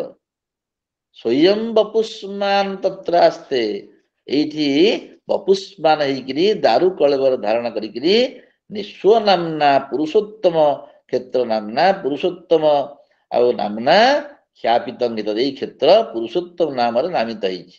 ନିଜେ ଭଗବାନ ପୁରୁଷୋତ୍ତମ, ତାର କ୍ଷେତ୍ର ମଧ୍ୟ ପୁରୁଷୋତ୍ତମ। କେତେ ରଖନ୍ତି, ଜଗତ ନାଥ ଜଗନ୍ନାଥ, ଜଗଦେକ ନାଥ ଜଗନ୍ନାଥ, ଜଗତ ହିଁ ନାଥ, ଯିଏ ଜଗତ ସେ ନାଥ। ଏଇ କଥାଟି ଏଠି କହିଲେ ଜୈମିନୀ ମହର୍ଷି। ୟାର ଟିକେ ତର୍ଜମା ଆମେ କରିବା ଯେ ଭଗବାନ ଜଗନ୍ନାଥ ସକଳ ବସ୍ତୁର କାରଣ ଏବଂ ପ୍ରତ୍ୟେକ କ୍ଷେତ୍ର ମଧ୍ୟ ପାପନାଶକ, କିନ୍ତୁ ଶ୍ରୀକ୍ଷେତ୍ର ପୁରୁଷୋତ୍ତମ କ୍ଷେତ୍ର ଭଗବାନଙ୍କର ସାକ୍ଷାତ କଳେବର ହେଇଥିବାରୁ ସର୍ବାପେକ୍ଷା ଶ୍ରେଷ୍ଠତ୍ୱ ଲାଭ କରିଛି। ଯେମିତି ଆମେ କହୁଛେ, ଯେତେବେଳେ ଆମେ ଜଳକୁ ଏକାଠି କରିକି ପୂଜାଟି ଆରମ୍ଭ କରୁ, ଆମେ କହୁଛୁ ଗଙ୍ଗେ ଯମୁନେ ଚୈବ ନର୍ମଦା ସିନ୍ଧୁ କାବେରୀ ଜଳେସ୍ମିନ୍ ସନ୍ନିଧିଂ କୁରୁ। ଗଙ୍ଗା, ଗଙ୍ଗା ହେଲେ ମୂଳ, ଗଙ୍ଗାଦ୍ୟାଃ ସରିତଃ ଅତ୍ର ଆଗଚ୍ଛତ, ପ୍ରଥମେ ହେଲେ ଗଙ୍ଗା। ଗଙ୍ଗେ ଚ ଯମୁନେ ଚୈବ ଗୋଦାବରୀ ସରସ୍ୱତୀ ନର୍ମଦେ ସିନ୍ଧୁ କାବେରୀ ଜଳେସ୍ମିନ୍ ସନ୍ନିଧିଂ କୁରୁ। ଗଙ୍ଗା ହେଲେ ପ୍ରଥମେ, ଗଙ୍ଗାଦ୍ୟାଃ ସରିତଃ ଅତ୍ର ଆଗଚ୍ଛତ। ଗଙ୍ଗା ନଦୀଷୁ ଗଙ୍ଗା, କବି କାଳିଦାସ ଭଳି, ସେମିତି ଗଙ୍ଗା ନଦୀ ହେଲେ ଶ୍ରେଷ୍ଠ ନଦୀ। ଏଇଥିପାଇଁ ତ ଗଙ୍ଗାଙ୍କର ମହିମା କେତେ କାଳେ ଗାନ କରାଯାଇଛି, ଗଙ୍ଗମ୍ ଭାରି ମନୋହାରୀ ମୁରାରୀ ଚରଣଚ୍ୟୁତମ୍ ତ୍ରିପୁରାରୀ ଶିରଶ୍ଚାରୀ ପାପହାରୀ ପୁନାତୁମାମ୍। ଯେମିତି ନଦୀ ମାନଙ୍କ ଭିତରେ ଗଙ୍ଗା ଶ୍ରେଷ୍ଠ, ସେମିତି ପ୍ରଭୁ ମାନଙ୍କ ଭିତରେ ଜଗନ୍ନାଥ ଶ୍ରେଷ୍ଠ, ଯୁଗେ ଯୁଗେ ଜଗନ୍ନାଥ। ଏଇ ମହାତ୍ମା କହିଲେ ଏଠି ପୁରୁଷୋତ୍ତମ ଜଗନ୍ନାଥଙ୍କୁ ବୁଝାଇଛି। ଆମେ ଯେମିତି କହୁଛୁ ସୌମ୍ୟ ବପୁର ମହାତ୍ମା, ଗୀତାରେ ଆମେ ଶୁଣିଥାଉ ଭଗବାନ ଶ୍ରୀକୃଷ୍ଣ ସୌମ୍ୟ ବପୁ କଣ ମହାତ୍ମା। ଏଠି ମଧ୍ୟ ଜଗନ୍ନାଥ ମହାପ୍ରଭୁଙ୍କୁ ମହାତ୍ମା ବୋଲି କୁହାଯାଉଛି। ସେ ନିଜେ ଦାରୁ ବିଗ୍ରହ ଧାରଣ କରିକିରି ଏଇ ସ୍ଥାନରେ ଅବସ୍ଥାନ କରୁଛନ୍ତି। ଏଇ କ୍ଷେତ୍ରଟି ତାଙ୍କରି ନାମରେ ବିଖ୍ୟାତ ହେଇଛି, ଆମେ ଆଲୋଚନା କରିଛେ। ତେଣୁ ଏଇ କ୍ଷେତ୍ରକୁ ଶ୍ରୀକ୍ଷେତ୍ର ହଉ, ପୁରୀ କ୍ଷେତ୍ର ହଉ, ନୀଳାଚଳ କ୍ଷେତ୍ର ହଉ, ବା ପୁରୁଷୋତ୍ତମ କ୍ଷେତ୍ର ହଉ, ବା ଜଗନ୍ନାଥ କ୍ଷେତ୍ର ବୋଲି କୁହାଯାଏ। ଏଠି ଜଳେ ସ୍ଥଳେ ଚାନ୍ତରିକ୍ଷେ ମୁକ୍ତି ଶ୍ରୀ ପୁରୁଷୋତ୍ତମ, ଏଇ କ୍ଷେତ୍ରରେ ଜଳରେ ମୁକ୍ତି, ସ୍ଥଳରେ ମୁକ୍ତି, ଅନ୍ତରିକ୍ଷରେ ମୁକ୍ତି। ତେଣୁ ଏଇ କ୍ଷେତ୍ର ଶ୍ରେଷ୍ଠ କ୍ଷେତ୍ର। ଆଉ ଜଗନ୍ନାଥ ଜଗତର ନାଥ, ତାଙ୍କୁ ଆମେ ପଣ୍ଡିତ ହରିହର ମହାପାତ୍ର କହନ୍ତି। ଗୋଟିଏ କଥା ମୋର ମନେ ପଡେ, ଟିକେ ବେଳେ ବେଳେ ରିପିଟ ହେଇଯାଉଥିବ କିନ୍ତୁ ମନେ ପଡିଯାଉଛି ତ। ସେ କହନ୍ତି ଯଜ୍ଞନାଥରୁ ଜଗନ୍ନାଥ ହେଇଛି, ଯଜ୍ଞରୁ ଯେହେତୁ ଉତ୍ପନ୍ନ ହେଇଥିଲେ ତାଙ୍କ ନାଁ ଯଜ୍ଞନାଥ, ସେଇଥିରୁ ଜଗନ୍ନାଥ ହେଇଛି। ଆଉ କେତେବେଳେ କହନ୍ତି ଯେ ଜଗନ ମାତରୁ ଜଗନ୍ନାଥ ହେଇଛି, ଜଗତର ମାତା ତେଣୁ ତ୍ୱମେବ ମାତା ସବିତା ତ୍ୱମେବ। ଜଗନ୍ନାଥ ମହାପ୍ରଭୁ ତ ଓଢଣୀ ଲଗାନ୍ତି ମାଙ୍କ ଭଳି। ତ ଯଜ୍ଞନାଥରୁ ଜଗନ୍ନାଥ, ଜଗନ୍ମାତରୁ ଜଗନ୍ନାଥ, ଏଇଭଳି ଦୁଇଟି ନାଁ ମଧ୍ୟ ସକଳ ଜଗତାଂନାଥ ବୋଲି କୁହାଯାଇଛି। ତାକୁ ସମସ୍ତ ଜଗତର ନାଥ ସେ। ପ୍ରସିଦ୍ଧ ଜଗତାଂନାଥ ମଗ୍ନାନାଂ ଦୁଃଖ ସାଗର, ଏଇଠି ମଧ୍ୟ ସ୍କନ୍ଦ ପୁରାଣରେ ଆଗକୁ କୁହାଯିବ ପ୍ରସିଦ୍ଧ ଜଗତାଂନାଥ ମଗ୍ନାନାଂ ଦୁଃଖ ସାଗରେ କଟାକ୍ଷ ଲୀଳା ପାତେନ ତୟସ୍ଵ କରୁଣାକର। ଜୟ କୃଷ୍ଣ ଜଗନ୍ନାଥ ଜୟ ସର୍ବାଘନାଶନ, ଜୟ ଲୀଳା ଦାରୁତନ, ଜୟ ବଂଶା ଫଳପ୍ରଦ। ତେଣୁ ଜଗନ୍ନାଥ ସର୍ବଗ, ଆମେ ତ ଆଲୋଚନା କରିଛେ ଆକାଶ ଭଳି ସର୍ବଗ ଏବଂ ସର୍ବଂ ଖଲିଦಂ ବ୍ରହ୍ମ। ଏ ସର୍ବଗ ଶବ୍ଦଟି ମଧ୍ୟ ବିଷ୍ଣୁ ସହସ୍ର ନାମରେ ଆମେ ପାଉଛୁ। ସର୍ବତ୍ର ଗଚ୍ଛତି ଇତି ସର୍ବଗ, ସବୁଠି ଯାଇପାରନ୍ତି। କାରଣ ତେନ ବ୍ୟାପ୍ତ ତ୍ୱାଦୁଦା, ସର୍ବତ୍ର ସବୁ ବସ୍ତୁର କାରଣ ହେଇଥିବାରୁ ସର୍ବଜ୍ଞ, सर्वत्र व्याप्त ही सर्वज्ञ सर्वग सपर्जगा सूत्र अकायम अव्रणम एक उपनिषद ईशावास्य उपनिषद कहूँ गीतार भी से कथा आलोचना होती तस्मा सर्वगतम ब्रह्म नित्यम यज्ञे प्रतिष्ठितम ब्रह्म सर्वगत एभली कौन सी स्थान नाही जोठी से नाहंती आकाशवत तेणु से जगन्नाथ से सर्वग आम आगु आलोचना करिचु क्षेत्र शब्दर अर्थ ये शरीर हूँ गोटे क्षेत्र एवं परमात्मा होती क्षेत्रज्ञ ये क्षेत्र शब्दटी आम अल्प आलोचना करिथिबा किंतु क्षेत्र कहले इदम शरीरम कहते साधारण दृष्टि ठीक अच्छी क्षतत्राणात क्षयात क्षरणात क्षेत्रवत बा अस्मिन् कर्मफल निर्वृते क्षेत्रम जे आमर मन भितर थिबा समस्त क्षत दुष्ट भावना दुख क्लेश रूप क्षत को क्षेत्र रक्षा करती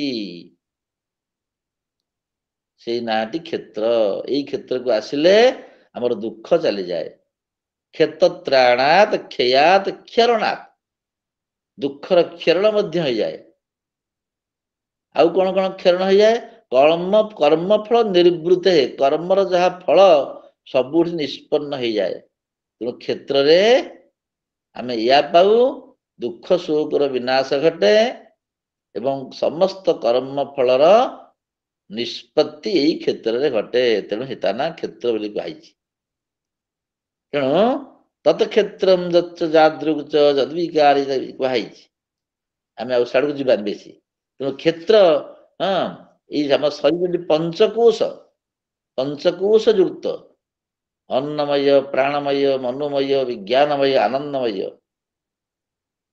तेणु क्षेत्र जिते क्षेत्र अच्छी यही क्षेत्र से आम जो पंचकोश कथा कहू आम आगु आलोचना करिचु टिके जे आनंद बजार बोली कहीं कहला तो अन्न मिले अन्न बजार कहई आनंद बजार कहीं कहला ना नाई नाई आनंद बजार कह कारण है अन्नमय प्राणमय मनोमय विज्ञानमय ये चारिटा कोश को अतिक्रमण करी आम जो पहुंचवा एवं से अन्न को अन्न प्रसाद को सेवन करी आम चारिटा कोश को अतिक्रमण करी आनंदमय कोश पदार्पण करवा आमर लक्ष्य से आनंदमय कोश बोली कही तो अन्न ए आनंद बजार बोली कही तो अन्न बजार भी कही बोले विज्ञान बजार कही बोले प्राण बजार मन बजार कही कहीं आनंद बजार कहला तार कहबार कारण है जे आम अन्न प्रसाद को सेवन कले से क्रमशः प्राणमय मनोमय विज्ञानमय कोश को अतिक्रम करी शेष जो आनंदमय कोश अच्छा जो कोश सहित परमात्मा निबिड़ संपर्क अच्छी से कोश को आम पहुंच जावा ये हूँ से क्षेत्र ना ये हूँ परम क्षेत्र पूरी क्षेत्र रे आनंद बजार अच्छी हाँ अन्न कोटी तो आनंद बजार ना आनंदा थली मान भूतानि जयन्ते ये कथा जानिछु जहा हो पुणी परमात्मा जगन्नाथ कहीं महात्मा बोली कहला आम कहीचु जे वासुदेव सर्वमिति स महात्मा सुदुर्लभ गीतार आम शुणीचे तेणु सबुठी वासुदेवंकर सर्वव्यापी वासुदेवंकर दर्शन जी कर सी हूँ महात्मा भगवान तो स्वयं वासुदेव स्वयं सुमहात्मा सुदुर्लभ तेणु से कहते महात्मानस्तु भगवान गीता कहते महात्मानस्तु मां पार्थ दैवी प्रकृतिमाश्रिता जे महात्मा से दैवी प्रकृति को आश्रा कर अक्षुद्र चिता महात्मा माने जहाँ चित्त चित्त क्षुद्र नुहे असंकीर्ण भगवान तो स्वयं असंकीर्ण केते थर भगवद्गीता कहुई कथा जे अर्जुन श्रीकृष्ण को महात्मा बोली संबोधन कर श्रीकृष्ण भगवान बेले बेले अर्जुन को महात्मा बोली संबोधन महात्मा बेसी कृष्ण भगवान को आधार करी अर्जुन कस्माच्च तेन न मेरन महात्मन गरीयसे ब्रह्मणोप्यादि कर्त्रे आपण केमती समझे नमस्कार न करिवे आपण तो महात्मा ब्रह्मांकर कर्ता आपण पुणी सेठी मध्य ଏକାଦଶ ଅଧ୍ୟାୟରେ ଭଗବାନ ନିଜେ କହୁଛନ୍ତି ଆଶ୍ଵା ମାନେ ସଞ୍ଜୟ କହୁଛନ୍ତି ଆଶ୍ୱାସୟାମାସ ଚ ଭୀତମେନଂ ଭୂତ୍ୱା ପୁନଃ ସୌମ୍ୟବପୁର ମହାତ୍ମା। ସଞ୍ଜୟ ବି କହିଛନ୍ତି ଆଶ୍ୱାସୟାମାସ, ସେଇ ମହାତ୍ମା ସୌମ୍ୟବପୁର ମହାତ୍ମା ଶ୍ରୀକୃଷ୍ଣ ଭଗବାନ ଆଶ୍ୱାସନା ଦେଲେ ଅର୍ଜୁନକୁ। ତେଣୁ ଭଗବାନ ନିଜେ ମହାତ୍ମା, ତାଙ୍କୁ ଯିଏ ପ୍ରାର୍ଥନା କରନ୍ତି, ତାଙ୍କ ତତ୍ଵ ଯିଏ ଜାଣନ୍ତି, ସେ ମଧ୍ୟ ମହାତ୍ମା। ମହାତ୍ମା ମାନଙ୍କର ନାମରେ କୁହାଯାଇଛି ଯେ ଉଦୟତି ସବିତା ତାମ୍ର ତାମ୍ର ଏ ବାସ୍ତମେତି ଚ ସମ୍ପତ୍ତୁ ଚ ବିପତ୍ତୁ ଚ ମହତାଂ ଏକ ରୂପତା। ଯେ ସମ୍ପତ୍ତି ବିପତ୍ତି ସବୁଥିରେ ଯେ ସମାନ ହେଇ ରହନ୍ତି, ତାଙ୍କୁ ମହାତ୍ମା ବୋଲି କୁହାଯିବ। ଭଗବାନ ଶ୍ରୀକୃଷ୍ଣ ତାଙ୍କର ପୁଅକୁ ମଧ୍ୟ ଚକ୍ର ପେଶିକିରି ମାରିଲେ, କିନ୍ତୁ ଦୁଃଖ ନାହିଁ। ଭଣଜା ଅଭିମନ୍ୟୁ ମଧ୍ୟ ମଲେ, ଦୁଃଖ ନାହିଁ, କାରଣ ସେ ତ ମହାତ୍ମା, ତାର ଦୁଃଖ ଆସିବ କାହିଁକି? ଯିଏ ଭୟଭୀତ ବ୍ୟକ୍ତିକୁ ଆଶ୍ୱାସନା ଦିଅନ୍ତି ସେ ହିଁ ମହାତ୍ମା। ମହାତ୍ମା କାହାକୁ କହିବା? ଯିଏ ଭଗବାନ ହିଁ ଭୟ ନାଶନ, ଆମ ମନରେ ଥିବା ଭୟକୁ ଭଗବାନ ହିଁ ନାଶ କରନ୍ତି। ସେଇଥିପାଇଁ କୁହାଯାଇଛି ଅଭୟଦାତାଙ୍କୁ ମଧ୍ୟ ମହାତ୍ମା ବୋଲି କୁହାଯିବ।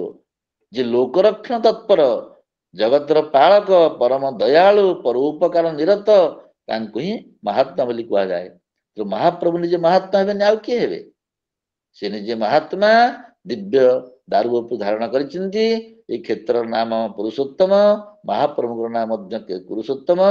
ନାମ ନାମୀ ଅଭିନ୍ନ, ପୁରୁଷୋତ୍ତମ ନାମ ଉଚ୍ଚାରଣ କଲା ମାତ୍ରେ ମହାପ୍ରଭୁ ସ୍ୱୟଂ ଆମ ହୃଦୟ ସିଂହାସନରେ ବିରାଜମାନ କରି ଯାଆନ୍ତି। ତେଣୁ ଆମେ ଏଇ କଥାଟି ଆଲୋଚନାଟି କଲେ, ଏଇ ପରମ ପବିତ୍ର ଶ୍ରୀକ୍ଷେତ୍ରରେ ଯେଉଁମାନେ ବାସ କରିବାକୁ ଇଚ୍ଛା କରନ୍ତି ସେମାନେ ପାପଶୂନ୍ୟ ହୋଇଯାଆନ୍ତି। ଏ କଥା ଆମେ ଆଗକୁ ଆଲୋଚନା କରିବା। ତେବେ ସମୟ ତ ହେଇନି, ଆଉ 2-4 ମିନିଟ୍ ଆଲୋଚନା କରିପାରିବା।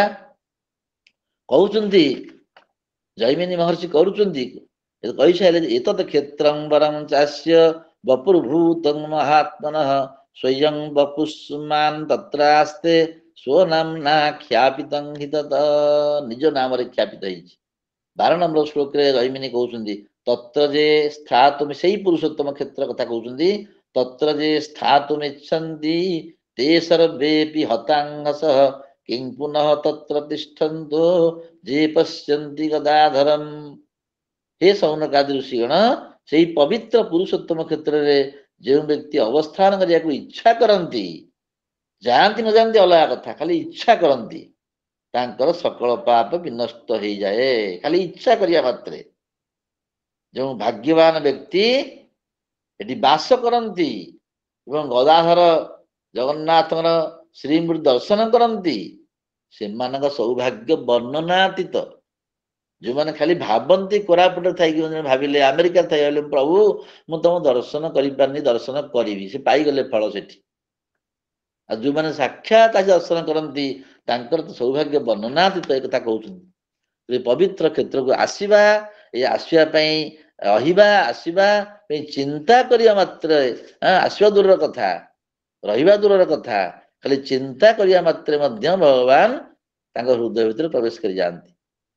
ମଦଭକ୍ତ ଯତ୍ର ଗାୟନ୍ତି ତତ୍ର ତିଷ୍ଠାମି ନାରଦ। ଖାଲି ଅଭିଳାଷ ହବା ମାତ୍ରକେ ସକଳ ପାପ ସଂକୀର୍ଣ୍ଣତା ଭେଦଭାବ ଆପେ ଆପେ ଦୂରୀଭୂତ ହେଇଯାଏ। ମୁଁ ଆଗରୁ ବି ତା ଆଲୋଚନା କରିଥିଲି, ମୋର ଆଉ ଟିକେ ମନେ ପଡ଼ିଯାଉଛି ଯେ ଜଣେ ବନାରସର ପଣ୍ଡିତ ଥିଲେ, ଆମ ଘରେ 6 ମାସ ଥିଲେ, ମତେ ଟିକେ ବେଦାନ୍ତ ପଢ଼ଉଥିଲେ। ମୁଁ ତାଙ୍କୁ ଥରେ କଥା କହିଲି ଯେ, କହିଲେ ଆଜ୍ଞା ମତେ କାଶୀ ଯାଇନି ବହୁତ ଦିନ ହେଲା, ଟିକେ ଇଚ୍ଛା ଅଛି ଯିବା ପାଇଁ। ସେ ମତେ ଶ୍ଲୋକ ଟିକେ କହିଥିଲେ, ମନେ ପଡ଼ିଯାଏ ଏଇ ପ୍ରସଙ୍ଗରେ। କହିଥିଲେ କାଶୀ କ୍ଷେତ୍ରଂ ଗମିଷ୍ୟାମି ତତ୍ରୈବ ନିବସାମି ଚ ଇତି ସ୍ମରଣ ମାତ୍ରେଣ କାଶୀ କ୍ଷେତ୍ର ଫଳଂ ଲଭେତ୍। ମୁଁ କାଶୀକି ଯିବି, ସେଠି ବାସ କରିବି, ପ୍ରଭୁଙ୍କ ଦର୍ଶନ କରିବି, ଗଙ୍ଗା ସ୍ନାନ କରିବି, ଏତିକି ସ୍ମରଣ କଲା ମାତ୍ରେ କାଶୀ କ୍ଷେତ୍ର ଫଳ ଲାଭ ହେଇଗଲା। ଆଉ ଏଠି ଯୋଉ ଭଗବାନ କହିଛନ୍ତି, ତାମାନେ ଏଥିରୁ ଜଣା ପଡ଼ିଲା ଯେ ଶ୍ରୀକ୍ଷେତ୍ର ବାହାରେ ରହୁଥିବା ଭକ୍ତମାନେ ମଧ୍ୟ ଆସି ନପାରିଲେ ବି ସ୍ମରଣ କଲା ମାତ୍ରେ ବି ସେ ଫଳଦସ୍ୟ ସ୍ମରଣ ମାତ୍ରେଣ ଜନ୍ମ ସଂସାର ବନ୍ଧନାତ୍ ବିମୁଚ୍ୟତେ ନମଃ ତସ୍ମୈ ବିଷ୍ଣବେ ପ୍ରଭ ବିଷ୍ଣବେ। ଆଉ ଗଦାଧର ଶବ୍ଦଟି ଯୋଉ କୁହାଯାଇଛି ଏଠି, ଏଇ ମଧ୍ୟ ଆମେ ବିଷ୍ଣୁ ସହସ୍ର ନାମରେ ଦେଖୁଛୁ ଗଦାଧର ଶବ୍ଦଟି ଅତ୍ୟନ୍ତ, ଆଉ କହିଛନ୍ତି ନିଗଦେନ ମନ୍ତ୍ରେଣ ଗଦାଗ୍ର ନିଗଦେନ ମନ୍ତ୍ରେଣ ଅଗ୍ରେ ଜାୟତେ ଇତି ନିଶବ୍ଦ ଲୋପଂ କୃତ୍ୱ ଗଦାଗ୍ରଜ। ନିଗଦ ମାନେ ମନ୍ତ୍ର, ମନ୍ତ୍ର ପୂର୍ବରୁ ଯିଏ ପ୍ରକଟିତ ହେଇଛନ୍ତି ତାଙ୍କୁ ଗଦାଗ୍ରଜ ବୋଲି କୁହାଯିବା। ଗଦ କହିଲେ ନିଗଦ ମନ୍ତ୍ର, ତେଣୁ ମନ୍ତ୍ର ପୂର୍ବରୁ ସେ ନିଜେ ପ୍ରକଟିତ ହେଇଛନ୍ତି, ତେଣୁ ତାଙ୍କୁ ଗଦାଧର ବୋଲି କୁହାଗଲା। ଗଦୁ ନାମ ବାସୁଦେବ ଅବରଜ। ଗଦ କହିଲେ ବାସୁଦେବଙ୍କର ଅବରଜ, ବାସୁଦେବଙ୍କ ସାନ ଭାଇ। ବାସୁଦେବ ତାଙ୍କର ଆଗରୁ ଜନ୍ମ ହେଇଛନ୍ତି। ଶଙ୍ଖବୃତ ନନ୍ଦ କି ଚକ୍ରୀ ସାଙ୍ଗଧନ୍ମା ଗଦାଧର ବୋଲି କୁହାଯାଇଛି। ଏବଂ ଆଉ ଗୋଟେ କଥା ମଧ୍ୟ ଗଦାଧର ଶବ୍ଦର ଅର୍ଥ କୁହାଯାଉଛି ଯେ ବୁଦ୍ଧିତତ୍ୱାତ୍ମିକା କୌମୁଦୀ ଗଦ୍ୟା ଗଦା। ବୁଦ୍ଧିତତ୍ଵ ଉପକ କୌମୁଦୀ ଗଦା ଧାରଣ କରିଥିବାରୁ ତେଣୁ ସମସ୍ତଙ୍କ ବୁଦ୍ଧିକୁ ସେ ବିଶଦ କରନ୍ତି, ବୁଦ୍ଧିକୁ ଠିକ ବାଟରେ ଚଳାନ୍ତି, ତାଙ୍କ ନାଁ ଗଦାଧର। ଖାଲି ଗଦାଧର ନୁହେଁ, କେତେ ସେମିତି ଧରିଛନ୍ତି, ଆୟୁଧ ଧରିଛନ୍ତି, ସର୍ବ ପ୍ରହରଣ ଆୟୁଧ ବୋଲି ମଧ୍ୟ ବିଷ୍ଣୁ ସହସ୍ରନାମରେ କୁହାଯାଇଛି। ଭଗବାନ ଗଦାଧର ମାନେ ସେ ଆମର ବୁଦ୍ଧି ତତ୍ଵକୁ ନିର୍ମଳ କରନ୍ତି, ସ୍ଥିର କରନ୍ତି, ତେଣୁ ତାଙ୍କ ନାଁ ଗଦାଧର। ମନ୍ତ୍ର ଉତ୍ପନ୍ନ ହବା ଆଗରୁ ସିଏ ପ୍ରକଟିତ ହେଇଛନ୍ତି, ସେଇ ଦୃଷ୍ଟି ତାଙ୍କ ନାଁ ଗଦାଧର। ସେଥିପାଇଁ ଶବ୍ଦଟି ବଡ଼ ତାତ୍ପର୍ଯ୍ୟପୂର୍ଣ୍ଣ। ତତ୍ର ଯେ ସ୍ଥାତୁମିଚ୍ଛନ୍ତି ते सर्वेपि हतांगस। ସମସ୍ତେ ହତାଙ୍ଗସ ମାନେ ହତ ପାପ, କାହାର କିଛି ଟିକେ ବି ପାପ ରହେ ନାହିଁ, ଯେ ଇଚ୍ଛା କରନ୍ତି। କିଂ ପୁନଃ ତତ୍ର ତିଷ୍ଠନ୍ତୁ ଯେ ପଶ୍ୟନ୍ତି, ଏଠି ରହିକି ଯଦି ଦର୍ଶନ ଯେ କରନ୍ତି ତାଙ୍କ କଥା କଣ କହିବା। ଏଇ କଥାଟି 12 ନମ୍ବର ଶ୍ଲୋକରେ ଆଉ ଜୈମିନୀ ମହର୍ଷି କହିଲେ। ତାପରେ ତୀର୍ଥରାଜ ଆଉ କ୍ଷେତ୍ରର ମହିମା ବର୍ଣ୍ଣନା ଆରମ୍ଭ ହବ। ଆଉ 13 ନମ୍ବର ଶ୍ଲୋକରୁ ଆମେ ଆଗାମୀ ଅଧିବେଶନରେ ଆଲୋଚନା କରିବା। ଖାଲି ପ୍ରଥମ ଶ୍ଲୋକ ଟିକେ ଆଲୋଚନା କରିଥିବା। ଅହୋ ତତ ପରମଂ କ୍ଷେତ୍ରମ୍ ଚାଲିଛି, ଜୈମିନୀ ମହର୍ଷିଙ୍କର ଚାଲିଛି ବକ୍ତବ୍ୟ, ମହିମା ବର୍ଣ୍ଣନା ଚାଲିଛି। ଅହୋ ତତ ପରମଂ କ୍ଷେତ୍ରଂ ବିସ୍ତୃତଂ ଦଶ ଯୋଜନୈଃ ତୀର୍ଥରାଜସ୍ୟ ସଲୀଳା ଉତ୍ଥିତଂ ବାଲୁକାଚିତଂ ନୀଳାଚଳେନ ମହତା ମଧ୍ୟସ୍ଥେନ ବିରାଜିତಂ ଏକସ୍ତନମିବ ପୃଥ୍ୟାଃ ସୁଦୂରାତ୍ ପରିଭାବିତମ୍। ଏମିତି 13 ଠୁ 18 ପର୍ଯ୍ୟନ୍ତ ସେ ଆଉ ବର୍ଣ୍ଣନା କରିବେ। 18 ପରେ ପରେ ସେଠୁ ବ୍ରହ୍ମା କହିବେ, ବ୍ରହ୍ମା ସ୍ତୁତି କରିବେ, ସେ ପ୍ରସଙ୍ଗ ଆସିବ।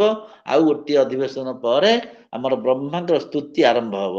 ଆଜି ଏତିକିରେ ଆମର ଜଗନ୍ନାଥଙ୍କର ତ ଅନନ୍ତ ମହିମାମୟ, ସେ ଯାହା କହନ୍ତି ଗୋପବନ୍ଧୁ ସେ ମହାମହିମା କି ବୁଝିବି ପ୍ରଭୁ କ୍ଷୁଦ୍ର ନର କଳେ ବରେ କି ଭାଷାରେ ତବ କରିବି ହେ ସ୍ତବ ଜୟ ଜଗଦୀଶ ହରେ। ତେଣୁ ଅନନ୍ତ ମହିମା ଅତୁଳ ସୁଷମା ଦିଶେ ବିଶ୍ବେ ସ୍ତରେ ସ୍ତରେ ତବ ମହାପ୍ରେମ ଖେଳେ ଚରାଚରେ ଜୟ ଜଗଦୀଶ ହରେ। ସେ ତ ଅନନ୍ତ ମହିମାମୟ, ତାଙ୍କର ମହିମା ଗାନ କରିବା ପାଇଁ ଆମର ସାମର୍ଥ୍ୟ କାହିଁ? ଆମେ କ୍ଷୁଦ୍ର ମାନବ, କ୍ଷୁଦ୍ରମତି। ତେବେ ତାଙ୍କର କ୍ଷୁଦ୍ରମତି ହେଲେ ମଧ୍ୟ ଆମେ ଟିକେ ଟିକେ ମହିମା ଗାନ କଲେ ଆମର ଚିତ୍ତ ଶୁଦ୍ଧ ହବ, ମନ ଶୁଦ୍ଧ ହବ, ପ୍ରାଣ ମଧ୍ୟ ଶୁଦ୍ଧ ହବ, ସବୁ ଶୁଦ୍ଧ ହବ। ସେଥିପାଇଁ ଆଜି ସ୍ୱାମୀ ବିବେକାନନ୍ଦ ଲୋକ ସଂସଦ ପକ୍ଷରୁ ଆମର ଏଇ ଜଗନ୍ନାଥ ଦର୍ଶନ ଆଲୋଚନା ମୋର ଚାଲି ରହୁ। ସକଳ ବିଦ୍ୱାନ ମାନଙ୍କୁ, ବରିଷ୍ଠ ମାନଙ୍କୁ ମୋର ପ୍ରଣାମ ଏବଂ ପୂର୍ଣ୍ଣ ସମସ୍ତ ଅଭିନନ୍ଦନ ଜ୍ଞାପନ କରୁଛି। ଏତିକି ଦେଇ ତାଙ୍କୁ ବିଶ୍ରାମ ଦଉଛି। ପୁନଃ ପୁନଃ ନମଃ ପୁରସ୍ତାଦଥ ପୃଷ୍ଠତସ୍ତେ ନମୋସ୍ତୁତେ ସର୍ବତୈବ ସର୍ବ। ସେଇ ସର୍ବ ଭଗବାନ ଜଗନ୍ନାଥ ପ୍ରଣାମ କରି ରହୁଛି। ଜୟ ଜଗନ୍ନାଥ, ଜୟ ଜଗନ୍ନାଥ, ଜୟ ଜଗନ୍ନାଥ। ବାସ୍ତବରେ ସାର୍ ଆମକୁ ସମ୍ପୂର୍ଣ୍ଣ ଭାବରେ ଜଗନ୍ନାଥମୟ କରି ରଖିଥିଲେ। ଆମର ଶ୍ରଦ୍ଧା ଓ ଭକ୍ତି ବଳରେ ଆମେ ଆଜି ଏହି ସୁଯୋଗ ପାଇପାରିଲୁ, କିନ୍ତୁ ସମୟ ଅଭାବରୁ ଆଜି ଆମେ ପ୍ରଶ୍ନ ଉତ୍ତରୀ କାର୍ଯ୍ୟକ୍ରମ କରିପାରୁନାହୁଁ। ବର୍ତ୍ତମାନ ମୁଁ ସଭାପତି ମହୋଦୟଙ୍କୁ କହିବି ଏହାର ସାର୍ଙ୍କ ସମ୍ଭାଷଣର ନିଷ୍କର୍ଷ ପ୍ରଦାନ କରିବେ। ଗୌରପ୍ରିୟା ମ୍ୟାଡାମ। ଜୟ ଜଗନ୍ନାଥ, ଜୟ ଜଗନ୍ନାଥ, ଜୟ ଜଗନ୍ନାଥ। ଆଜିର ଅଧିବେଶନରେ ସାର୍ଙ୍କର ଦିବ୍ୟବାଣୀର ଝଙ୍କାରରେ ଝଙ୍କୃତ ହେଲା ଆଜିର ଅଧିବେଶନ। ପବିତ୍ର ହେଲା ହୃଦୟ ଗୁହା, ପ୍ଳାବିତ ହେଲା କର୍ଣ୍ଣରନ୍ଧ୍ର। ସାର୍ ଆରମ୍ଭ କଲେ ମୁଁ ଯାହାକୁ ହୁଅଇ ସହାୟ, ଜ୍ଞାନତା ହୁଅଇ ଉଦୟ। ଏଇଠୁ ସାର୍ଙ୍କର ବାଣୀ ଆରମ୍ଭ ହୋଇଥିଲା। 7 ରୁ 18 ଶ୍ଲୋକ ପର୍ଯ୍ୟନ୍ତ ଜୈମିନୀଙ୍କର କଥନ ବୋଲି ସାର୍ କହିଥିଲେ। ଶ୍ରଦ୍ଧା ବିଶ୍ୱାସ ସ୍ୱରୂପ ଶ୍ରୀ ଶଙ୍କର ଭବାନୀ ସମସ୍ତ ଶାସ୍ତ୍ରାରମ୍ଭର ମୂଳ ସ୍ରୋତ, ଯାହାଙ୍କ ଠାରୁ ଜ୍ଞାନର ଦିବ୍ୟ ଗଙ୍ଗା ପ୍ରବାହିତ ହୋଇ ତ୍ରିଭୁବନକୁ ପ୍ଳାବିତ କରିଛି ବୋଲି ସାର୍ ଜୈମିନୀଙ୍କର ବାଣୀକୁ ସାର୍ ନିଜର ଭାଷାର ପୁଟରେ ବ୍ୟକ୍ତ କରିଥିଲେ। ସଂକୀର୍ତ୍ତନର ମାହାତ୍ମ୍ୟ କଥନ ପୂର୍ବକ ସ୍ଥାନ ତାରତମ୍ୟରେ ପ୍ରଭୁଙ୍କର ଭାନ ତାରତମ୍ୟକୁ ଉଲ୍ଲେଖ କରି ଶ୍ରୀକ୍ଷେତ୍ରର ସମଧିକ ମହତ୍ତ୍ୱକୁ ପ୍ରଖ୍ୟାପନ କଲେ। ଜୈମିନୀଙ୍କର ବାକ୍ୟ ଉଦ୍ଧାର କରି ସନ୍ତି କ୍ଷେତ୍ରାଣୀ ଚାନ୍ୟାନୀ ସର୍ବପାପ ହରାଣୀ ବହି ଯଦ୍ୟପି ଜଗନ୍ନାଥ ସର୍ବଗ ସର୍ବଭାବନା ଇତ୍ୟାଦି ଶମ୍ଭୁ ଏବଂ ସ୍କନ୍ଦ ନାମର ସାର୍ଥକତାକୁ ବ୍ୟକ୍ତ କରି ଜଗତାମନାଥ ଜଗନ୍ନାଥ ବୋଲି ପ୍ରତିପାଦନ କରି ଆନନ୍ଦ ବଜାର ନାମର ସାର୍ଥକତା, ଯେଉଁଠି ଅନ୍ନ ନାମରେ ବ୍ରହ୍ମ ମିଳନ୍ତି, ଯେଉଁଠି ବିଷୟ ଭୋଗ ନାମରେ ଆନନ୍ଦ ବା ବ୍ରହ୍ମାନନ୍ଦ ପ୍ରାପ୍ତ ହୁଏ, ସାର୍ ତାଙ୍କ ଉକ୍ତି ମାଧ୍ୟମରେ ପ୍ରତିପାଦନ କଲେ। ସେଇ ହିଁ ଶ୍ରୀକ୍ଷେତ୍ର ବୋଲି ଶ୍ରୀ ଗୁରୁଚରଣ କହିଥିଲେ। ଏଥିସହିତ ଗଦାକ୍ଷେତ୍ର, ବୁଦ୍ଧିକ୍ଷେତ୍ର ଇତ୍ୟାଦି ବିଭିନ୍ନ ଉଦାହରଣ, ବିଭିନ୍ନ ସଙ୍ଗତି ସହ ତାଙ୍କର ଦିବ୍ୟ ମଧୁମୟ ଏବଂ ଅତି ଶ୍ରବଣର ଯୋଗ୍ୟ ବାକ୍ୟାବଳୀ ସମୂହ ଦ୍ୱାରା ଆମ ସମସ୍ତଙ୍କୁ କିଛି କ୍ଷଣ ପରି ମନେ ହେଉଥିବା 40-50 ମିନିଟର ସମୟକୁ ଅତିବାହିତ କରାଇଥିଲେ। ସାର୍ ଜ୍ଞାନ ଗଙ୍ଗାର ପ୍ରବାହରେ, ଭକ୍ତି ଗଙ୍ଗାର ନିମଜ୍ଜନରେ ସ୍ରୋତରେ ଆମ ସମସ୍ତଙ୍କୁ ଅଭିଭାବିତ କରିଥିଲେ, ଅଭିଭୂତ କରିଥିଲେ, ଉମଜ୍ଜିତ ନିମଜ୍ଜିତ କରିଥିଲେ, ସ୍ନାନ କରାଇଥିଲେ। ସାର୍ଙ୍କୁ ମୁଁ ଏଥିପାଇଁ ଅଶେଷ ଅଶେଷ ସାର୍ଙ୍କୁ ତ ଧନ୍ୟବାଦ ଦିଆଯାଏ ନାହିଁ, ଏଥିପାଇଁ ମୁଁ ସାର୍ଙ୍କ ଶ୍ରୀଚରଣ ତଳେ ଅନେକ ଅନେକ କର୍ତ୍ତବ୍ୟ ସମସ୍ତ ସଦସ୍ୟ ବୃନ୍ଦଙ୍କ ତରଫରୁ ପୁରୀ ଜିଲ୍ଲା ପକ୍ଷରୁ କରିବି ଏବଂ ଏହି ଅଧିବେଶନରେ ଉପସ୍ଥିତ ଥିବା ଅନ୍ୟ ଜିଲ୍ଲାର ସମସ୍ତ ସଦସ୍ୟମାନଙ୍କୁ ଏବଂ ଆମର କାର୍ଯ୍ୟକ୍ରମର ସଂସଦର ମୂଳ ଆବାହକ ଚିତ୍ତ ଭାଇ ଏବଂ ଆଚାର୍ଯ୍ୟ ପ୍ରଳୟ ଭାଇନାଙ୍କୁ ମୁଁ ଶତ ଶତ ଅଭିନନ୍ଦନ ପୂର୍ବକ, ନମସ୍କାର ପୂର୍ବକ ମୋର ବାଣୀକୁ ବିରାମ ଦେବି, ଯେହେତୁ ସମୟ ଅତିକ୍ରାନ୍ତ ହୋଇଛି। ଜୟ ଜଗନ୍ନାଥ, ଜୟ ଜଗନ୍ନାଥ, ଜୟ ଜଗନ୍ନାଥ। ସମସ୍ତଙ୍କୁ ପ୍ରଣାମ। ଆମେ ଯେ ପ୍ରଥମେ ମୁଁ ଯୋଉ ଶ୍ଲୋକଟି ବୋଲିଥିଲି ସେଥିରେ ବେଦ୍ୟ ବେତା ଆଉ ବେଦ୍ୟ ଏଇ ଦୁଇଟି ଶବ୍ଦ କହିଥିଲି। ପ୍ରକୃତରେ ସେ ହଉଛନ୍ତି ବେତା, ଆମେ ହଉଛେ ବେଦ୍ୟ। ତେଣୁ ସାର୍ ସେଇ କଥା କହିଲେ ଯେ ଆମେ ସମସ୍ତେ ତାଙ୍କ ବିଷୟରେ ଜାଣିବା ପାଇଁ ଅହରହ ଚେଷ୍ଟା ଚଲେଇଥାଉ। ଇଏ ଗୋଟିଏ ଯାହା ହଉ ଆମକୁ ଗୋଟିଏ ମାଧ୍ୟମ ମିଳିଗଲା। ସିଏ ତ ବେଦ୍ୟ, ସେ ସୃଷ୍ଟିର କର୍ତ୍ତା, ସମସ୍ତଙ୍କୁ ଜାଣିଥିବେ। କୀଟ ଠାରୁ ଆରମ୍ଭ କରି ମଣିଷ ପର୍ଯ୍ୟନ୍ତ ସମସ୍ତଙ୍କ ହୃଦୟରେ ସେ ବିଦ୍ୟମାନ। ତେଣୁ ଆମକୁ ସେଇ କଥା ପୁଣି ଥରେ ମନେ ପଡିଗଲା। ଆମେ ତାଙ୍କ ବିଷୟରେ ଅନେକ କଥା ଜାଣିବାକୁ ପାଇଲୁ। ତାପରେ ଆମେ ମାନେ ମଧ୍ୟ ଗୋଟେ କଥା ଜାଣୁ ଯେ ଶଙ୍କରାଚାର୍ଯ୍ୟ କହିଛନ୍ତି ପରମ ବ୍ରହ୍ମାପି ଇଡ୍ୟମ୍। ସେ ପରମ ବ୍ରହ୍ମ ହେଲେ ମଧ୍ୟ ଇଡ୍ୟ। କାହିଁକି ନା ସେ ଜଗନ୍ନାଥ ରୂପରେ ସେ କ୍ଷେତ୍ରରେ ଆବିର୍ଭୂତ ହେଇଛନ୍ତି। ସେ ସ୍ତୁତିର ଯୋଗ୍ୟ, ତାଙ୍କୁ ଆମେ ସ୍ତୁତି କରୁଛୁ। ତେଣୁ ସେଇ କଥାକୁ ସାର୍ ସୁନ୍ଦର ଭାବରେ ତାଙ୍କର ବିସ୍ତାର ବକ୍ତବ୍ୟ ମାଧ୍ୟମରେ ଆମ ମାନଙ୍କୁ ପ୍ରଦାନ କଲେ। ଆମ ମାନଙ୍କୁ ସମସ୍ତଙ୍କୁ ଭକ୍ତି ରସରେ ପ୍ଳାବିତ କଲେ। ଆମେ ମାନଙ୍କର ମନ ଭିତରେ ଥିବା ପାପ କଳ୍ମ ନିଶ୍ଚିନ୍ତ ଦୂରୀଭୂତ ହେଇଥିବ। ଆମେ ହିଂସା ଦ୍ವೇଷ ଠାରୁ ଦୂରେଇ ଯାଇ ଭଗବାନଙ୍କ ଶ୍ରୀ ଚରଣାମୃତକୁ ପରମ ବ୍ରହ୍ମଙ୍କ ଆଡକୁ ଆଗେଇ ଯିବା। ଇଏ ହେଲା ମୋର ବକ୍ତବ୍ୟ। ଆଜି ଆମର ଏଇ ଯୋଉ ସଭାଟି, ସାନ୍ଧ୍ୟକାଳୀନ ସଭାଟି ପରିସମାପ୍ତି ଆଡକୁ ଗତି କରୁଛି। ପ୍ରଥମେ ମୁଁ ମୋର ପଣ୍ଡିତ ଶଙ୍କର୍ଷଣ ସାର୍ଙ୍କୁ ମୋର ଧନ୍ୟବାଦ ଅର୍ପଣ କରୁଛନ୍ତି ତାଙ୍କର ମଙ୍ଗଳାଚରଣ ପାଇଁ, ଏବଂ ରବୀନ୍ଦ୍ର ସାର୍ଙ୍କୁ ବିବେକ ବାଣୀ ପାଠ କରିଥିବାରୁ ତାଙ୍କୁ ମଧ୍ୟ ଧନ୍ୟବାଦ ଅର୍ପଣ କରୁଛି। ଆଉ ସଭାପତି ସୁନ୍ଦର ଭାବରେ ଆମର ଗୌରପ୍ରିୟା ମ୍ୟାଡମ ତାଙ୍କର ସୁଲଳିତ ବାକ୍ୟ ମାଧ୍ୟମରେ ପରିଚାଳିତ କରିଥିବାରୁ ତାଙ୍କୁ ମଧ୍ୟ ମୋର ଅଶେଷ ଧନ୍ୟବାଦ। ସର୍ବୋପରି ଆମର ବକ୍ତା ଯିଏକି ଡକ୍ଟର ପ୍ରଭାତ ରଞ୍ଜନ ମହାପାତ୍ର ସାର୍, ଯାହାଙ୍କର ସମସ୍ତ ଲକ୍ଷ୍ୟ, ତାଙ୍କର କଥା, ତାଙ୍କର ଆଚରଣ, ତାଙ୍କର ଉଚ୍ଚାରଣ ସବୁ କିଛି ଜଗନ୍ନାଥମୟ, ସବୁ କିଛି ପରମ ବ୍ରହ୍ମମୟ। ତାଙ୍କର ଠାରୁ ଆମେ କିଛି ଶୁଣିଥିବାରୁ ଆମେ ମାନେ ସମସ୍ତେ ତାଙ୍କୁ ସବୁ ଧନ୍ୟବାଦ ଅର୍ପଣ କରୁଛି। ଏବଂ ଯୋଉ ଶ୍ରଦ୍ଧାଳୁ ଭକ୍ତ ମାନେ, ଯୋଉ ଶ୍ରଦ୍ଧାଳୁ ଶ୍ରୋତା ମାନେ ଏଠାରେ ଉପସ୍ଥିତ ରହି ସାରଙ୍କ କଥାକୁ ଶ୍ରବଣ କରୁଥିଲେ, ସେମାନଙ୍କୁ ମୋର ମଧ୍ୟ ଧନ୍ୟବାଦ। ଆଜିର ସଭା ସାଙ୍ଗ ହେଲା। ସର୍ବେ ଭବନ୍ତୁ ସୁଖିନଃ, सर्वे सुखिनः सन्तु निरामया सन्तु सर्वे निरामया भद्राणि सर्वे पश्यन्तु भद्राणि भद्राणि पश्यन्तु पश्यन्तु मा मा कश्चित् कश्चित् दुःखभाग् दुःखभाग् भवेत्। ओम शांति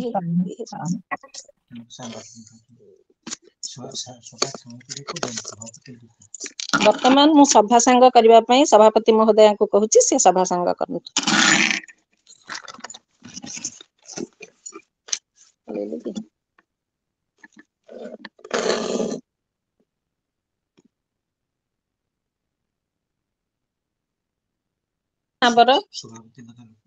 मु सभापति तरफरु मु सभा सांग करूची एवं सांगठनिक आलोचना पई स्वामी विवेकानंद लोक संसद पुरी जिला शाखा रो डॉक्टर महेश्वर दास सभापतित्व अध्यक्षता रे ए कार्यक्रम चालू रहिबो।